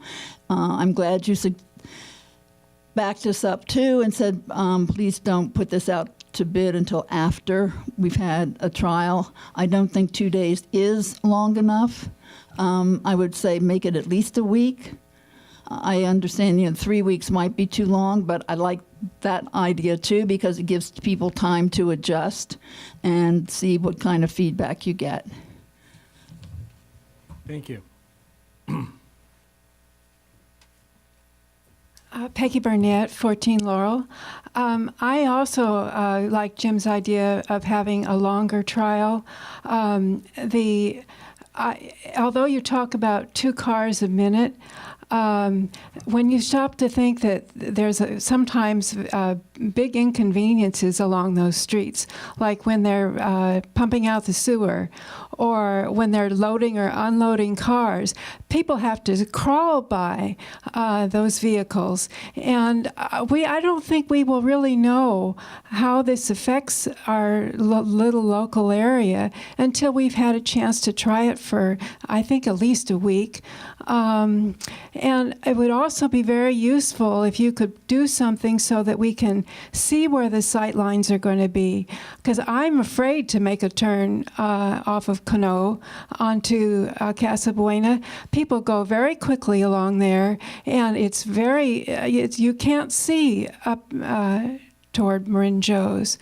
So, and also, I think it's a good idea that you not get in the practice of approving requests for proposals before you've had trials. We went through, the Wind Cup experience where people in the community here felt they hadn't known what was going on. And I think other communities in San Rafael, for example, San Rafael, give people quite a lot of time to give feedback. I think that it's a good idea, just from a public relations standpoint, that you not go out to bid for things until the public's had a good chance to see how they're going to be affected. Thank you. Thank you. Anybody else for public comment? Okay, hearing none, I'll bring it back to the council for questions, comments, discussion, possible motion. May I ask a question? Of course. Peter, how big a deal would it be to extend the trial to more than a couple days? I'm nervous about this. I hear the community. I hear what they're asking for. They're asking for a longer period for people to get accustomed to it. That makes sense to me. The problem I have with it from a traffic engineering standpoint is we don't have the safety measures in place to make the trial ideal. I'm worried about town exposure for putting up temporary stop signs that don't have a stop bar, don't have stop paint. The stop sign is going to be on an A-frame, or we can mount it on a post. We don't tend to get compliance the same way with temporary stops as we do with permanent ones. So for me, I would err on the side of safety for the public as opposed to getting accustomed to what the project would look like. That's my opinion. I'm sorry, may I continue? please, go ahead. So the plan right now is 2 days, 2 full days, but 2 days, right? Is it 4 peak hours, 2 full days. So an aggregate of 8 hours, or an aggregate of 8 hours a day? No. I want to. We're meeting with the maintenance team at 6:30 in the morning to start setting up the barricades. It won't take us long. So say the trial starts at 7 a.m. on Monday. It'll go to 7 p.m. on Tuesday afternoon. So we get 2 full days, and overnight we get the peak hour Monday morning, the peak hour Monday afternoon, the peak hour Tuesday morning, and the peak hour Tuesday afternoon in 2 sessions at the library. So. Okay, and let's say that it may not. I haven't worked this out yet. There's some comments I'll talk about in a minute, but I'm wondering if so. In your view, just to be clear, 2 weeks would just simply be too much because it would be like imposing a temporary thing on a longer term, and it would cause its own safety risk, right? And this is the example. The example that keeps coming up is this intersection, right? So we don't have the radius of these curbs haven't been squared away. We don't have a crosswalk in place like this. There's no stop sign here. It's temporary. We haven't pulled back and not allowed the Jeep dealership to park in the setback. So they park in an area that blocks the sight lines. And someone comes up, they can't see in this direction, and they pull out and get hit. All of a sudden, we haven't set up a safe intersection. I'm just worried about exposure. No, I understand that. So if the 2 days is an acceptable risk, though, because you have to do some kind of trial period, right? We don't have to, but we will. It would make sense to do one to me as well. Yeah. But assuming that if 2 days is an acceptable trial period, how 3 days, 4 days, at what point does the risk become intolerable? We know 2 weeks is intolerable, and we know 2 days is okay. Is there a period longer than 2 days, which, and I realize I'm putting you on the spot, Peter, but in your professional view, that we could tolerate without seriously jeopardizing people's life issues more than 2 days? My original vision was 2 peak hours. So Right. I was going to do it from 7 to 10 a.m. and then come back out there again and do it from 3 to 6 p.m. I do think I personally, again, this is just opinion, right? Based on past practice and engineering principles, 2 days seems palatable to me. What I would recommend, if the council wants to go longer, is let's do the 2 days, let's evaluate it, let's come up with the changes, ask me to come back, at our next meeting and report back to you on how the 2 days went. And then if we say, hey, you know what, this is what we learned, this is how safe it was, these are how many incidences we had. If we want to go further and we want to try it for longer, then I would recommend doing the paint, getting all the other measures in place, removing the Jeeps from the setback, making the temporary closure less temporary and more semi-permanent. And what day specifically were you going to start? Monday and Tuesday of next week. Okay. I have more comments, but I'm sure people want to talk about this first, and then we'll... Okay. Go, Eli, go ahead. Director Brown, do you know, are the dealerships scheduled to receive any deliveries during the trial period? They will. They receive deliveries every day. Okay. Yeah. All right, that's helpful. Anybody else? Or what do we want to do? Can we talk about it for a minute? Yeah, let's talk about it. So, first of all, I think everybody should understand that your comments, the emails we got, are important to us. We've read them all carefully, and it has resulted in multiple additional telephone calls and conferences with our staff and everybody else. Please be, I know on my part, I suspect I'm not alone in this, right? So, Glenda and Phyllis and Peggy, you guys, we honor you and we appreciate your comments, and it's important to us. We have not forgotten you. I am inclined to allow some kind of trial period and then have it brought back and solicit from you, really, emails or a telephone call or something. What do you think about that trial period? I mean, Peter's got a good point. Why don't we try something, see how it fleshes out? It should be fairly immediately obvious if there are big picture problems.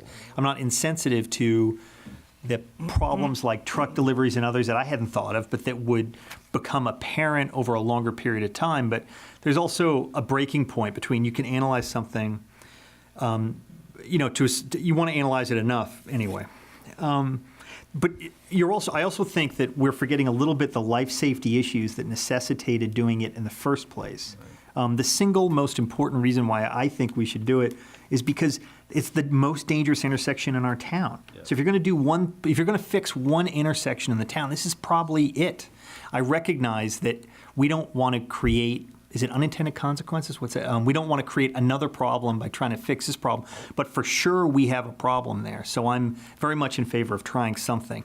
By the way, 8 accidents, is it over a 1-year period? How long a period of time were those 8 occurrences, do you know? Yeah, so that's over the 5, we've been using 5 years, so 5 years. 12 to 16. But that's also, the ones that are severe and reported. So we have more than that. We don't tend to count the ones that are fender benders or the ones that don't send people to the hospital. But if you add all of the collisions, even the ones that aren't severe, the number's a lot higher. Okay.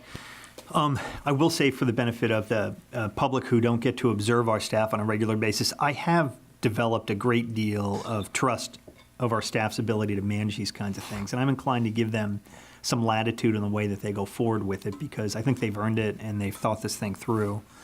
Phyllis, I agree with your comments about the library. I hadn't thought about these things, and for sure, but I think Peter's already mentioned, it's already planned to extend over 2 library periods. I understand, and the sidewalk thing is good. I appreciate that comment. And Peggy, I hadn't really thought through the whole trial, with the trucks loading, if that makes sense, but it looks like that's going to get covered as well. Anyway, that's a long-winded way, and I apologize for saying. No. I agree with the comments. I'm inclined to do this thing, guys. I'll wait. I haven't made up my mind, but I'm inclined to agree to the 2, maybe 3-day period that Peter's talking, and then bring it back. The public, I believe, should know, though, the reason I asked the comment at the beginning about the sequence is that giving authority to put a bid out to a project out to bid is different from signing a contract authorizing the work to begin. Right. That's a different step, which means that if at the conclusion of the trial there's sort of issues with it, maybe we want to do a further trial, that doesn't change our ultimate ability to pull back if we later think it's a terrible idea. But if we do not give authority in the relatively near future, we're going to lose the window of time by which it would be the most efficient to do the work. And we have enough information, in my own view, to think that we ought to start to walk down that path. We still have an opportunity to pull back if we think it's terrible, but for sure, if we don't begin to act, another season will go by without an opportunity to stop any more of those accidents happening. Anyway, those are my comments. I appreciate that. Thank you. And I'm just going to step in and say I could not agree with you more. We spent a lot of time on this on BPAC. This is a bad intersection. It's a mess, and we got to do something. And the only way we're going to do something is if we try something. And I think this is a great first step. I think this is a great solution. It is dangerous. We need to solve it. I just want to also step in, if we move ahead with this, I just want to say at this time too, we need to get this on the town website. We need to get this in the town newsletter. We need to advertise this as much as we can and make the public aware that this is going to happen, because if we go ahead and do this tonight, I want everyone here to know you're going to get a lot of emails. Yeah. Immediately. You're going to get phone calls. This is going to be confusing. It's going to cause a lot of issues. I think ultimately, though, I think we need to do it. We need to solve this and figure out something else that works at this intersection, because right now it's bad and it's just going to continue to get worse. Sorry, that was my comment. Anybody else want to? Yes, please. I am in agreement with both of you so far on everything. And I like the direction that you were going of how much longer is acceptable without endangering us and giving us more liabilities. There's one additional comment that I want to just make in connection with one of the excellent comments. It might have been Peggy's suggestion, which sounds very reasonable, and I'm not sure that it was yours, but it was one of the comments. It sounds very reasonable to have more instructional signs. I'm afraid, though, that drivers just don't read. Drivers seek the easy path, and this goes for pedestrians as well. Just don't read instructions, especially if they're sophisticated in any way. And so I'm in favor of keeping it simple, having an implemented test. My only question is, tonight, do we say go forward with the test and come back and we'll talk about authorizing the advertising for bids, or pass the motion essentially with that caveat? And I think I'm indifferent as to which one of those two ways we go. Okay. If I can just address that then. I mean, if we authorize bidding, as Sloan pointed out, that's completely different from authorizing a contract. Yeah. I mean, it's a completely different step. It just moves us forward and gets us ahead a little bit faster and puts us ahead of the game if this is something that we decide we want to do. So I would say go ahead and authorize the bid so that we at least have that process moving forward. If we have to adjust it later on, I think we'd have time and we have the ability to do that. And we could potentially even work with the contractors, if at least on the initial work, to try to make that happen. Is that reasonable? Okay. Anybody else want to? Well, I have a slightly different take on it. One, the temporary structures or barricades. I'm familiar with what they did in the Presidio at Chrissy Field, where they had a road going up to the bridge. They basically sealed I it remember off, okay? And my take is make the trial indefinite. If necessary, put Casa Buena and Cano, make it a three-way stop, if you're worried about that from a safety standpoint, and just get folks comfortable with the reconfiguration, and then all we'll do is replace the plastic barriers with concrete down the road, and that would, if the risk in this intersection is the fact that you got cars going every which way, and closing off one lane of traffic is a solution, then let's just close off that one lane using temporary structures until we can put it out for bid, or people live with losing that lane and let us know whether they can live with it or not live with it. Okay. That's where I am. Eli, do you have something you want to offer? I want to talk to Jim about that for a minute, but go ahead. Okay, go I ahead. mean, the reason that I'm not opposed to this outright is because I think, like a lot of us touched on, we can authorize staff to go out to a bid when they're ready after the trial closure without relinquishing control of the project. And I think that's what's critical to us here, is making sure that we have a built-in period where we can look at the results of the trial, hear from the public and see how they felt about the trial, and we will be able to communicate with staff and get their take on the trial as well before it's actually then gone and bid out, and certainly before anything is signed. That's more or less my thoughts. So, Jim, the So, only. I'm Go not- ahead. Go ahead. I'm sorry, Bob. I'm not sure what your point is then. Are you saying you think it's okay to bid it? Yeah, I'm okay. saying I think it's okay to authorize them bidding it once I this see. due diligence Right, is right, done. because we're gonna have to Right. look at the information and Right. then actually agree to the bid. Exactly. I mean, see. and I you gotcha. touched on it, is that it's partly about keeping the business of the council moving rather than kicking this authorization further down the road and having that come back to us at another meeting when we could be dealing with something else. Gotcha. Thank you. Just real quick, Mr. Mayor, members of the council, to Vice Mayor Andrews' comments, personally, from a risk management Todd, review of microphone, I think. I'm not even comfortable with 2 days, 2 full days of doing this. There's too many moving parts to this thing, and so I'm deferring to staff, and I think we're going to do 2 days. I think it's a good start. I think we come back to council and we revisit if we're going to do it longer. I'm just not comfortable even allowing that any farther. So there's just a lot of moving parts from a pedestrian standpoint. You just can't do it on a temporary basis, what we have to do. And so the less we do this, the better off we're going to be. I know what we're trying to accomplish, but let's see what 2 days does, and then come back, report to you, and then we'll have a conversation. Maybe I'm just being oversensitive to it, but I'm concerned. So I would hate for us to do more than 2 days at this So, point. to be clear, then we do 2 days, and then you would report back and say, here's what happened and here's what we think. And I think we all respect that enormously. You spent years on the streets. You've seen more traffic and incidents than any of us in this room have, so no question in my mind. Anybody? The only thing I was going to, if I might, David, let me just address Jim's comment.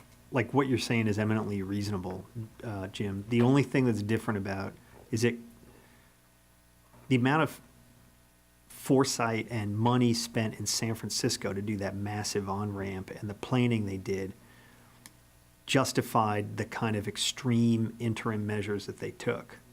If we were to make an interim measure like to the test plan on a more permanent basis, it actually makes sense to me. I suspect it would be wildly successful and but wildly expensive rather, and would require all kinds of additional planning just to figure out how to do it in the interim. I think that just for economic sense, just for efficiency sense, it probably makes sense. Let's do the trial and see what we think. You know what I mean? Okay, but yeah, I'm not saying do the trial. I'm just saying how long we do the trial. But I mean, a short-term trial, and then if we think that we can get away with it, or if Peter and Todd think that it can be done for a longer time, maybe we readdress that. But in the short-term sense, I suspect that Todd and Peter are frankly worried that even, especially given they both said so expressly, they're worried that even the 2 days is a little dicey. I'm now becoming more persuaded that we ought to just do the 2 days, get a report, and then we can weigh in. Yeah. I'll defer to you guys' judgment, but I think. So then the only question becomes, do we move ahead with this advertise for bids language, or do we simply say, we'll vote tonight to authorize at least a 2-day trial of this? I would say that we move ahead as proposed, because it's been made clear to us in 2 or 3 different ways that if we want to pull back as we start to walk down this path, we can. Yep. But since in order to complete the path, to reach the end of the path, we have to start now, I'd rather get that rolling. It'd be easy to delay this for another month or two and then a year. And so forth. You know what I mean? Okay, I'm ready to make a motion if anybody. Go ahead. If that's okay, would move that we vote to authorize to advertise for bids for the Sanford and Casa Buena and Meadow Sweet Traffic Congestion Relief Project, number 15-015, after a trial closure of at least 2 days is completed and analyzed. Second. Wait, I'm sorry, before we vote, is that right? I thought, is that right? Okay, agreed, great. After. I thought that we were. Can you restate that? I'm as confused as you are. It sounded like you were switching the sequence a little bit. I thought that the trial was going forth on sort of a different track than putting the bid out, right?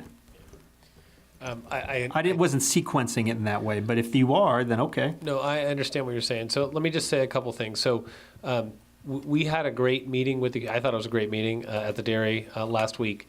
And I tried to enumerate for the members of the public that are watching or listening in an email to those that were at the meeting and to the council. I don't know, I think it was A through G, a number of great suggestions that we got from the council, from the community. And Jared and I also, worked with other engineers that developed the plans, and we got a third-party consultation. There are a few tweaks to the plans that we're planning to make in terms of pet safety in particular. Those might require some redrawing. My point is this.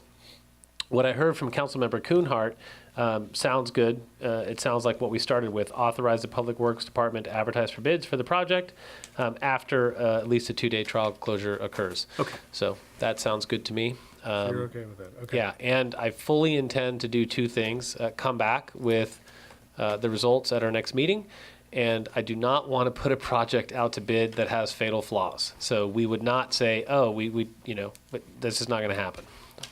I'm sorry to do that. I appreciate you clarifying that. All good. Okay. And it was seconded here, I think. It was seconded. Councilmember Bailey? Yes. Councilmember Beckman? Yes. Councilmember Kuhnhart? Yes. Vice Mayor Andrews? Yes. Mayor Ravazio? Yes. Thank you very much. Particular things I'm talking about? Yeah. Okay, moving on, item 6B, discussion and possible action to authorize town manager to add 2.5 FTEs to Public Works Department this fiscal year. Todd, I believe this is you? Or Peter? Yeah, we're going to tag team it. I'm going to start off and hand it over to Todd. Thank you, Mr. Mayor, members of the council. In follow-up to the past couple of meetings where we've spoken about staff history and tasks and workload, this is a specific ask about Public Works. So the main part I want to focus on is projects just like this one. And at our last meeting, we spoke about our priorities. We have a lot of high project priorities that we simply don't have the staff capacity to deliver with an engineering team of 2 on the road side, 1 on the sanitary district side. The whole team together, including me, is 4 of us. And we're trying to deliver between $20 and $30 million in the next 5 or 10 years, and we can't do it unless we get more help. So that's kind of the simplest, honest portion of it. The other portion that I'm going to let Todd talk a little bit more about has to do with the maintenance side. We have had a vacant position at the superintendent level. We haven't filled that for the past few months. The team, just so you know, has been stepping in and doing a great job. The senior members and even new members have come in and really carried the load without a superintendent. Todd spent a big part of last summer leading the team. I've been leading the team since then. We've both been taking on superintendent roles. We're going to have to do that a little bit more until we get the position filled. But what I want to tell you is, you have an amazing public works staff. Everybody works hard. Everybody cares about their job, and everybody's really talented. So, you can't honestly say that about every single public sector department, but you can say that about your public works department. And so those are kind of just my overall remarks. And I know Todd has spent more time than I have on, how the council budgets and authorizes the FTEs. And so I'm going to let him get into a little more detail on that. Thanks, Peter. Mr. Mayor, members of the council. So a few things. This is the conversation we've had for the last 2 years. And so in the middle here is the blue section. This is the Public Works team. On the right side is maintenance. On the left side is engineering. On the right side, when we started 2 years ago, we also had a director. So we had a director of Public Works for maintenance and a director of Public Works for engineering. As you know, the goal, from my perspective, is I believe we can flatten the organization at the top. We need people to do the work. And so over the last 2 years, we did a really heavy analysis on both sides of what are we trying to accomplish and then what do we need to accomplish that task. As you know, we've supported Public Works engineering and maintenance with a lot of contract services, anywhere from $500,000 upwards of $800,000 to $900,000 a year. What staff has done is we've cut that by 50%. We've streamlined our services, but we've also are asking you for additional support because we believe we know what we need to accomplish the task now. Hiring 2.5 FTEs, I want to walk you through what that looks like. So on the left side on engineering, we have 2 senior engineers. This is the approved budget for this fiscal year. The civil engineer, that's on the sanitary district side, that's Fernanda. When we brought Fernanda in this year, it was with the understanding that we were going to have part-time support. That was David Keene. We paid about $135,000 annually to $150,000 annually on a contract for him to consult and do various support on the public works side. He retired this year. This position's vacant. So one of the things we're asking is to bring in a junior engineer type position. In total compensation, you're probably looking in the range of about 120 to 125. And so it will not affect our current budget. It will not affect next year's budget. It'll stay reasonably the same. I also think this is an important position. We were lucky with David Keene. He was with us for over a decade. But when you're talking about contract support on the maintenance side and public works side, it's important to know our philosophy, to pick that person and know the problem solving and dealing with issues in our community. And I found that you need someone that it takes you a couple years to learn that, and you don't want to lose that person, and that service that we provide our community is so critical that you don't always find with contract work. So that's our first recommendation. On this side, we started with 9 full-time employees. You have 6 maintenance workers, 2 senior maintenance workers. You have the superintendent position that's currently vacant. What we've done is we've shared cost with Park and Rec. So Park and Rec had a janitor and some support on their side, doing some field maintenance and chalking of the fields at about $35,000 annually. We also had some part-time work on the maintenance side, same thing, about $35,000 to $50,000 annually. So what we're thinking about, what we would like to do is basically stop that contract support, hire the full-time employee, share them between the 2 departments, save a little bit of money, but it streamlines our services. The other position is a few years ago we had 2 full-time employees on the maintenance side that did all of our maintenance of our vehicles and our equipment. mechanic. They were mechanics. 2 years ago, we went to one employee. That employee has since retired. We brought him back on a part-time basis. So we only have one half position for that. And basically, you think about they do all the maintenance for our pump stations. We're falling short. And so what we're asking is that we change that out with a full-time maintenance position. And then I'm also asking for some leeway in this fiscal year and potentially next as we analyze it in a transition plan so we can pass on that knowledge to the new hire, as well as just analyze, do we need that support moving forward? If our mechanic is out, could we bring the part-time person in? In looking at these numbers, I believe we will stay under budget this fiscal year. And going into next fiscal year, we're really going to focus on, do we bring in a superintendent, an assistant superintendent? Both of those positions are vacant right now. I believe we only need one of those positions filled. We're not sure what that looks like, and so we're going to go through that process with the team, Peter and I, to really develop what that is.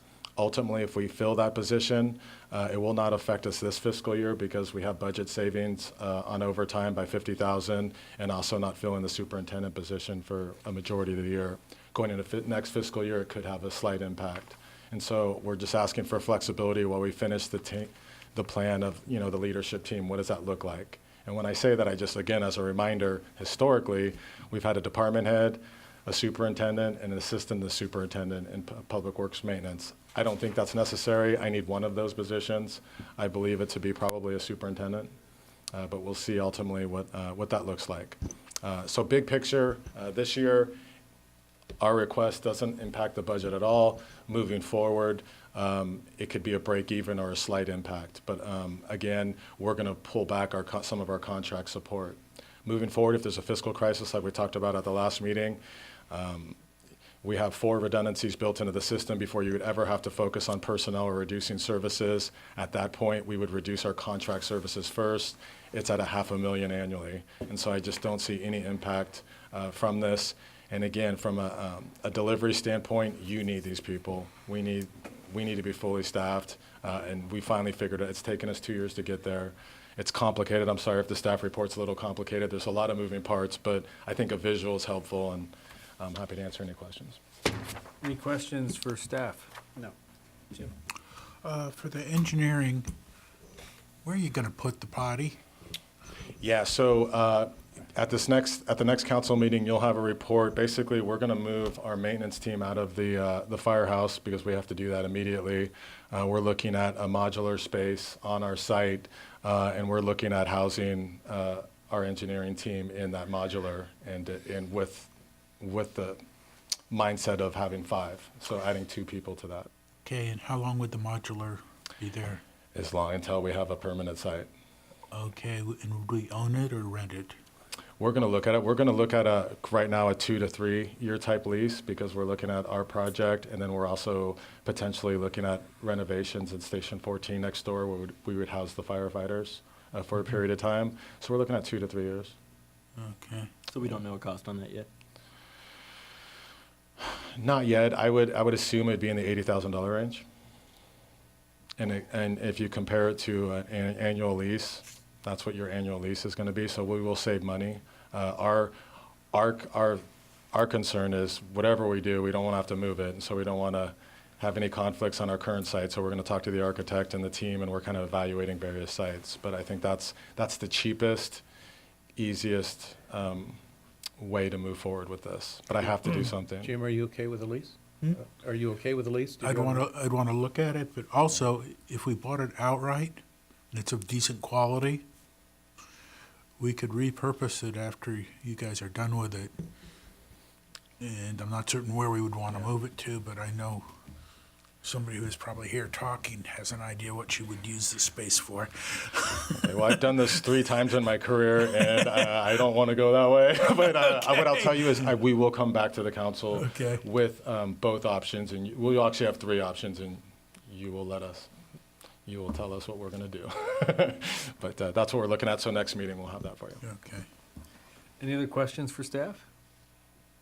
If not, then we'll open up to the public. Is there a member of the public who wishes to comment on this? Hearing none, I will bring it back to the council for discussion and a possible motion. I mean, it just seems clear to me. I'll make a motion unless somebody wants to talk about it. Second. I'll move that we authorize, are you guys good with that? Yeah. I'll move that we authorize the town manager to add 2.5 full-time equivalent staff to the Public Works Department this fiscal year, 2018-2019. Second. Councilmember Bailey? Yes. Councilmember Beckman? Yes. Councilmember Kuhnhard? Yes. Vice Mayor Andrews? Yes. Mayor Ravazio? Yes. Item 6C, adoption of a resolution amending the fiscal year 2018-19 budget. And we have a staff report on this as well. Okay. Good evening, Mayor and Town Council members. This item is the mid-year budget revision, which requests several changes to the adopted budget. I'll go over the changes and then the fiscal impact to the budget. The first fund that would be affected by this mid-year budget revision is the general fund. And in terms of revenue, the first item would be to add an insurance reimbursement in the amount of $25,000. This was due to the fact that the town received an insurance payment to reimburse the town for the repair of a traffic signal that was damaged in a vehicle accident. So there's a corresponding expenditure revision, so there's no impact to the general fund as a result of this. The second item has to do with sales tax revenue and increasing it by $675,000. The reason for this is that the state implemented some new software and was backlogged in terms of processing some of its returns. And so in this current year, so far, the town has received about $174,000 that was actually for the prior year. So when the prior year the sales tax came in under budget, it was mainly due to the fact that the state was behind. And so in addition to receiving that $174,000 this year rather than last year, there's a vendor in town that's fulfilling some back payments, or back orders, I should say, and resulted in about $500,000 more dollars in sales tax in just the third quarter of this year, the quarter that ended in September. So that's a temporary increase that won't go on forever. So right now, the town is about $800,000 ahead of where it was last year in terms of sales tax. And the sales tax consultant that we recently entered into a contract with actually recommended revising the budget by about $1 million. But just for the sake of being conservative, I included the amount we've actually received so far. So that's $675,000. The next revenue item in the general fund is to increase the Chamber of Commerce contribution by $3,000. There was $12,000 in the adopted budget, and they contributed $15,000 toward the July 4th celebration. And then the final item in terms of revenue for the general fund is adding $363,200 in the transient occupancy tax for the portion of the tax that is basically a pass-through. Part of it is paid to the Chamber of Commerce, and part of it is for the Marin Tourism District. And currently, only the part that was retained by the town was included in the adopted budget because it was just a pass-through. But I think it would be better to have both the expenditure and the revenue in there, just so it doesn't look like, we're getting either more revenue or having more expenditures. It's distorting the budget, not having it in there. So that's a total of $1,066,200 in revenue. And then moving on to the expenditures in the general fund, the legal budget is 95% expended for the year. And so there's an item in here to increase the legal budget by $75,000. And one alternative to that, rather than increasing the budget, if you would like, there's $75,000 in the insurance fund budgeted for property and liability claims, and only about $2,000 has been used so far. So there's the option of possibly using a portion of that for legal services. The next item for expenditures is increasing the non-departmental salaries and benefits by $7,480. That's for work related to the July 4th celebration that was done by staff and wasn't included in the adopted budget. That's part of what the Chamber of Commerce was paying for. Then the next item is to increase the transfer to the Recreation Fund by $25,000, and that's for town-paid child care.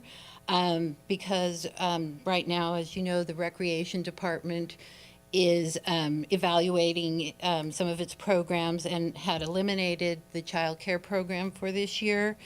And child care previously provided to for employees and for commission members totals about $25,000. So that is, the town is paying that to the city of Larkspur in the interim, and that's expected to be just for this year while that program is in transition.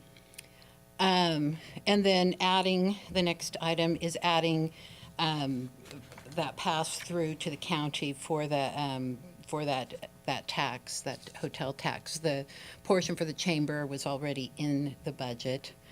I'm sorry, may I interrupt for a minute?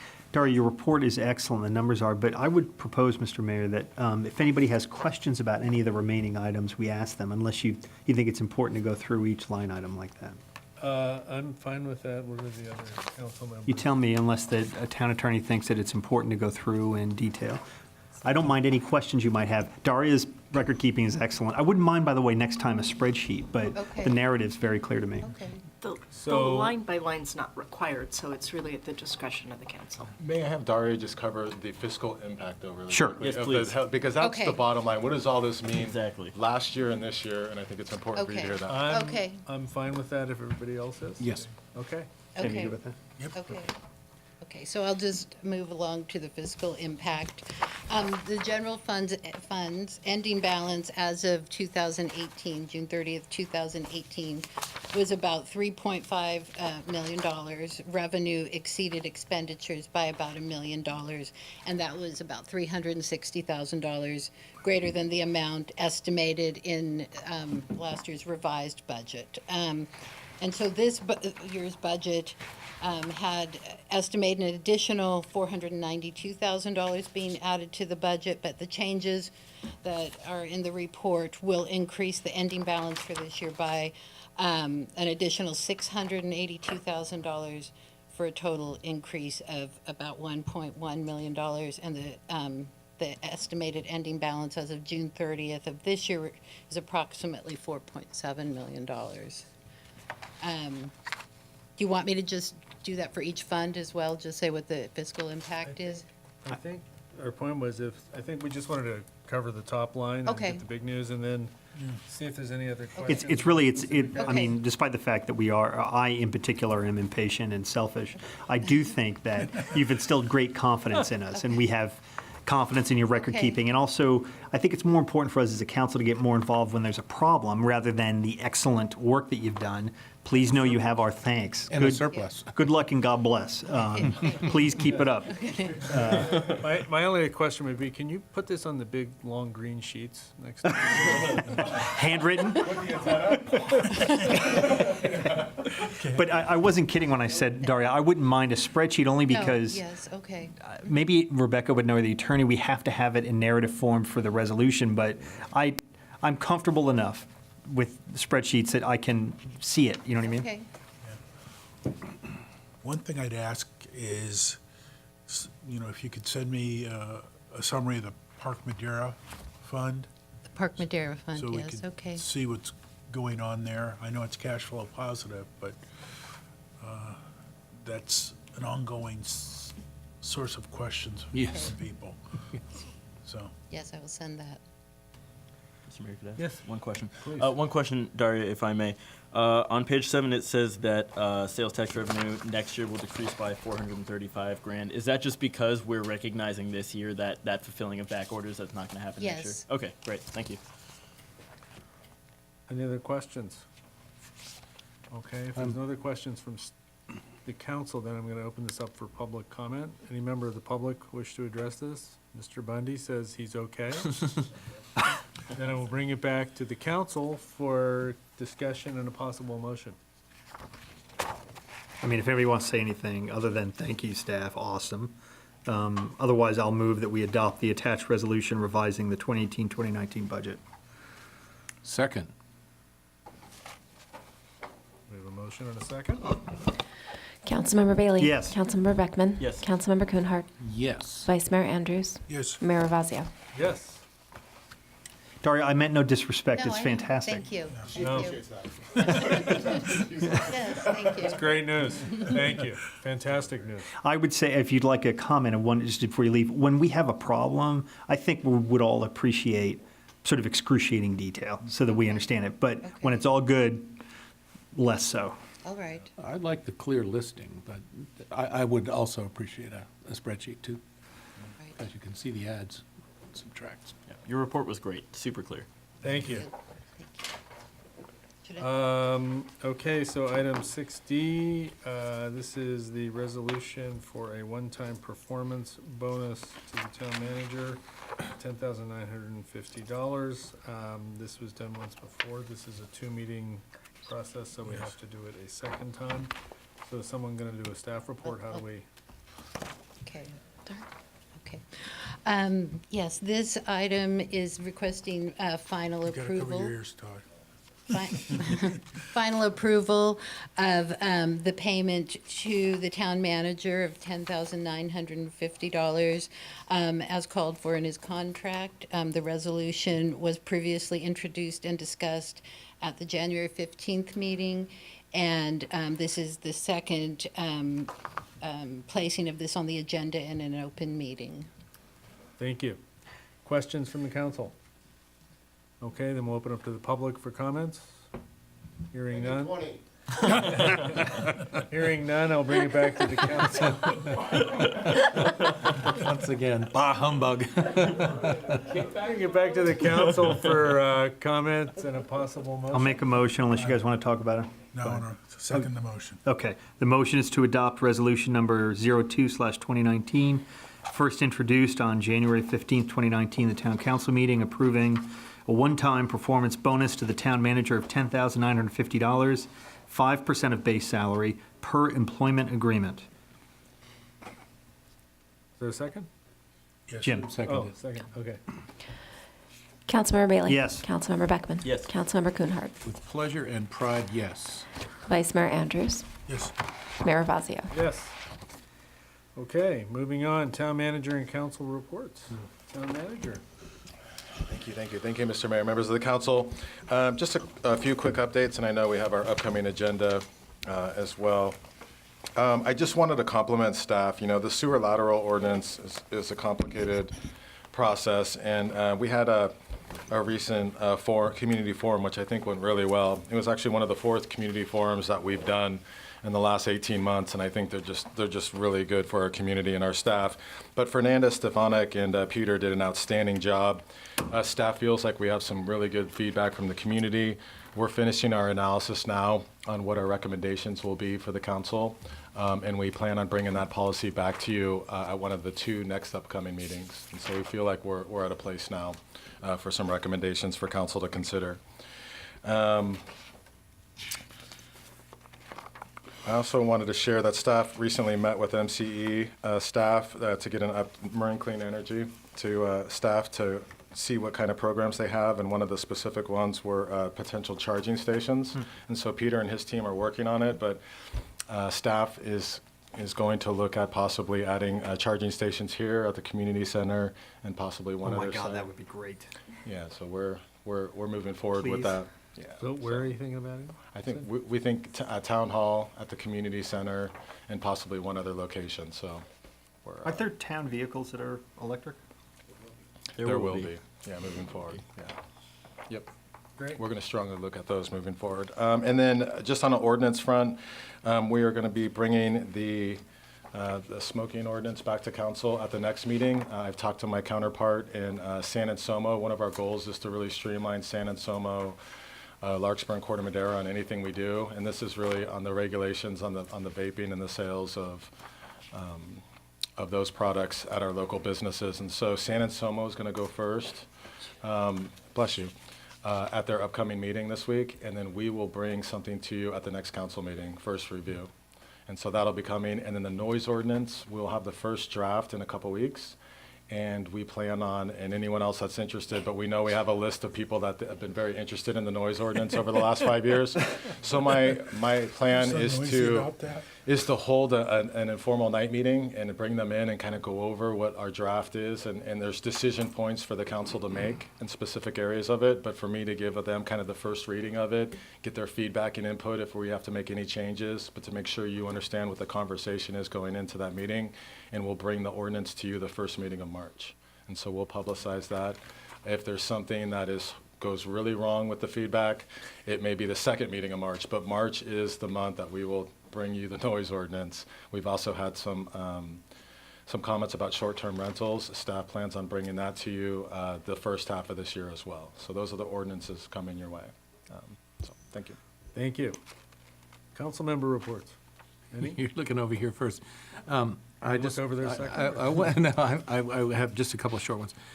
First of all, I mentioned last time, but I'm going to mention again, and I'm going to keep mentioning it. The marincommutes.org site is now up and running, and it gives great information and great resources for commuters, for businesses, for schools, for a variety of different people in how to get to and from and lighten the load on our own streets and in our own parking areas.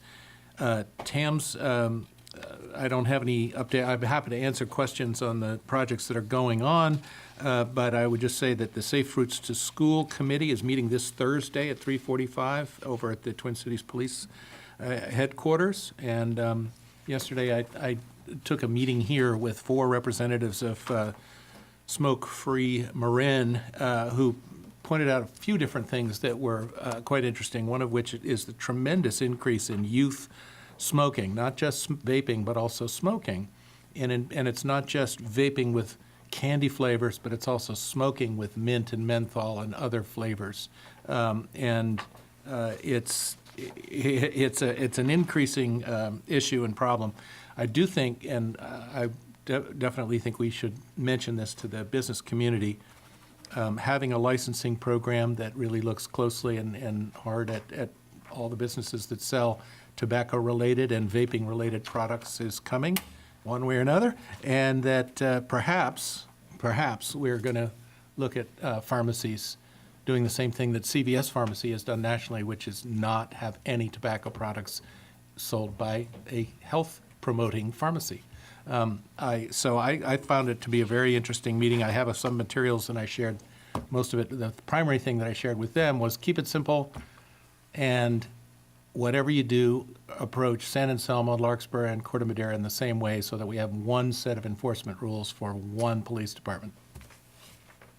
And then I guess the only other thing that I would mention is coming up in addition to the Safe Routes to School is the meeting on the in March 21st with which is Bay Wave Revisited and countywide, and I hope that our planning, our Public Works Director will be a hero at that meeting. That's all. Thank you. Nothing to report. Nothing to report. Sloan, you got anything? I do. I'm sorry. I do have a couple things. You don't have to apologize. No, it's doing your job. Come on. So You're out there working, man. Come on. there have been a couple of the committees I'm on, unfortunately, have been involved in fairly deep and intense things recently. So Marin Clean Energy is deeply involved in the bankruptcy proceedings related to PG&E. And that has required, Marin Clean Energy has faced sort of existential threats since almost the beginning of its existence. And PG&E has been the progenitor of much of that. But most recently now, there's sort of like a very shifting, chaotic landscape about what the California Public Utilities Commission and a variety of other government regulatory bodies are going to do with this giant investor-owned utility that controls our power distribution lines, as well as is in a competitor in in providing electricity, and they also have this giant component of business, which is delivery of fuel and other utilities. So we have been solicited, and Todd very nicely is apparently going to get back shortly, and we've already received a response from our other fire safety people. For example, Scott Schurz sent me an email this morning. I asked all of them to weigh in about whether we have, as have been solicited by the Public Utilities Commission, concerns that we think the Public Utilities Commission ought to consider when deciding whether PG&E should be changed. That's a big question, right? I mean, and the first thing Scott said was, our fire chief was, it'd be good if all the lines could be undergrounded. It's wildly expensive and it may not be practical, but that would make the world a safer place. Secondly, clearing. As much as you could clear related to the transmission lines, the better. It would just make it safer. I mean, very clear concepts. I'm sure Todd's going to have all kinds of things that I don't even know. I don't mean to limit your angles you're going to come from, but whatever any comments you have about the way they, things that would save safety, but also prices and security, and there's a big picture issues. We are presented, I'm receiving emails on an almost daily basis about potential issues that are being discussed at the Public Utilities Commission, and these are truly gigantic issues. For example, should PG&E be asked to divest itself of being in the business of fuel? Should the transmission lines all be municipalized? In other words, should each community now be in charge? I mean, these are really big questions that would dramatically affect Corte Madera, among others. So be aware that's a shifting landscape. Secondly, there's no change in rates for the upcoming year that we don't, based on Marin Clean Energy, at least we don't expect so. And in fact, they are expecting, the most latest budget shows a net increase to its operating account somewhere between $8 and $10 million. So it remains very profitable. And given PG&E's debacle, there's no indication that it will necessarily shift. But part of the reason for the constant strain among the people in all the energy-related companies like Marin Clean Energy is that all of the monies which Marin Clean Energy uses to pay for the power that is then distributed through PG&E to all of our people is from monies collected from all of our people that pass through PG&E. So if the bankruptcy court were to, for example, issue a directive that put a stop on all monies until it kind of sorted out who's owed what, it would cause really gigantic problems in the way power is delivered. Anyway, looks like that's not going to be an issue because it's not those monies are in trust and are not considered an asset of PG&E, for example. So these are debated. This was debated just a couple days ago in front of the PUC. There are a variety of other instances, but it's an example of how we are constantly having to submit through Marin Clean Energy position papers in an effort to just keep the status quo so that our people continue to receive power in a regular way while the PG&E behemoth makes its way through. And it's not even clear what PG&E wants to do. Okay, sorry for that lengthy report about Marin Clean Energy. It looks like everything's peachy, by the way. It's just sort of a razor's edge about it could go badly. Right now, it's all looking good, but I'm cautious that I'm going to come back in a month and be like, guess what, we're all effed. But right now, everything looked good.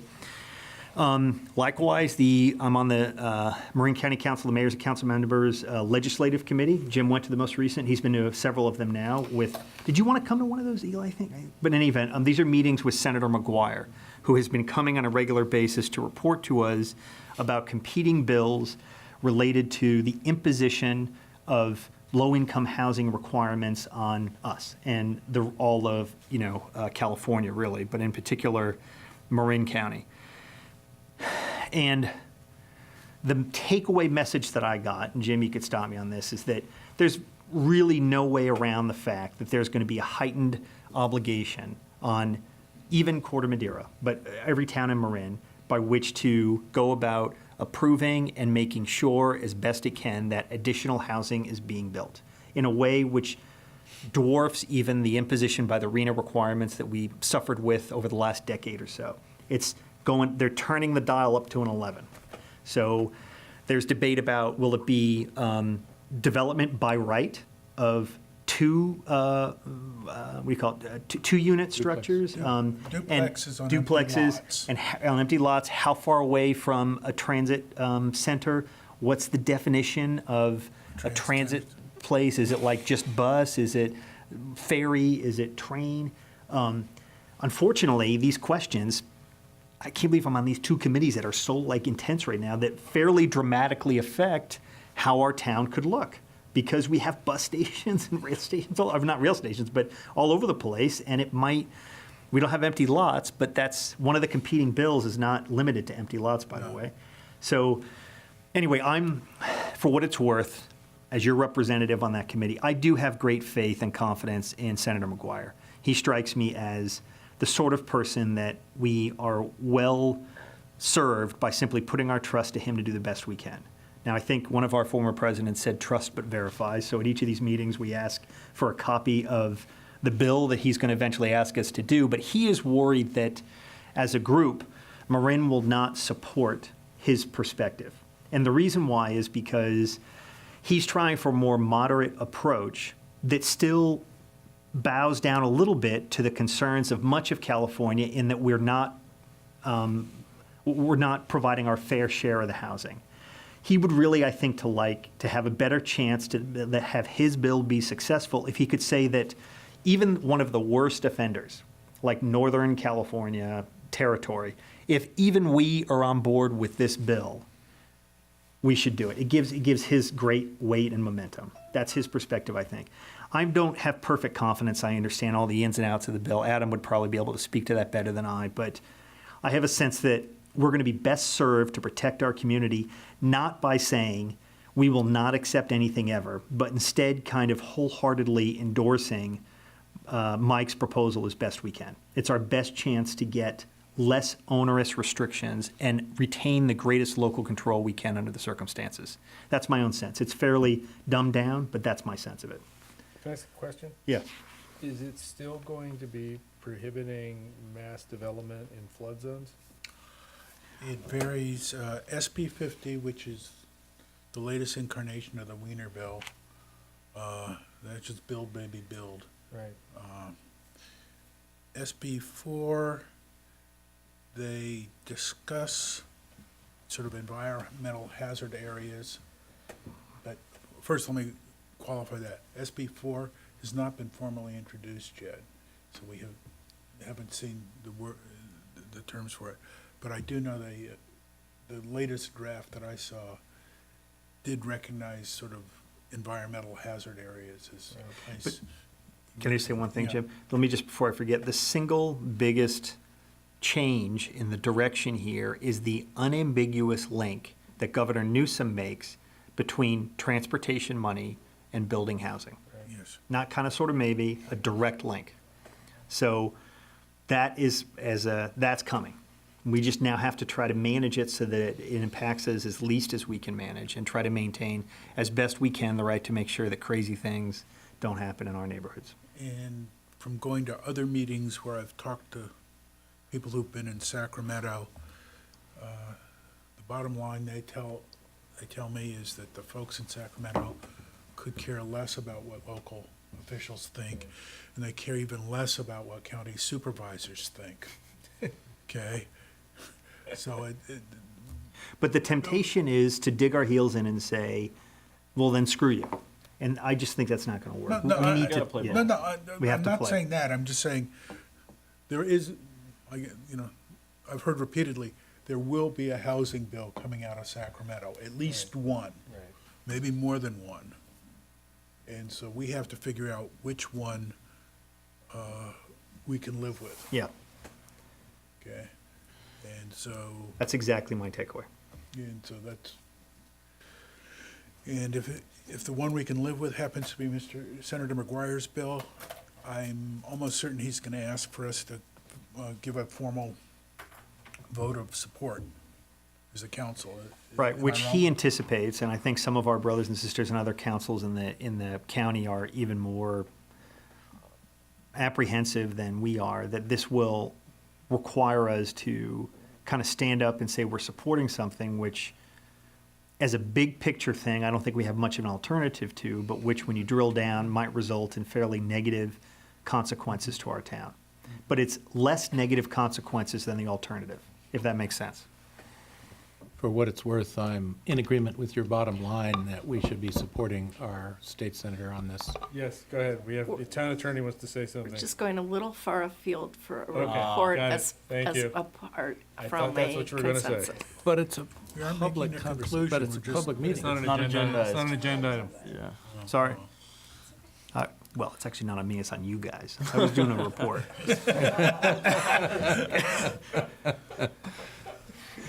That's it. Anything else? No. I'm sorry, did you give a report? No, I'm gonna stay quiet. I don't want to get in You any didn't have a trouble. report? I don't have any reports either. I was on vacation most of the time, so I'll do that. And Okay. you look healthier for it. Yeah, Thank you. got some sun. I did. Review of draft agenda for February 19th, council meeting, item 8A. Any, Oh, I have a comment about this, and maybe this is already, you brought it up. We received a grade C in the newspaper related to our, and I know it's one of the things we're thinking about, to our beloved town manager, Todd. I wouldn't mind not seeing that low of a grade in the future. Can we go ahead and approve whatever we need to do to put us in line with our brother and sister It's communities? not Todd's first C.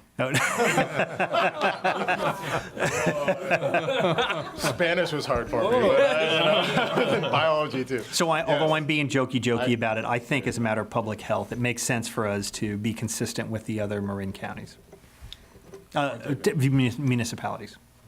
Thank you. okay. Anything else?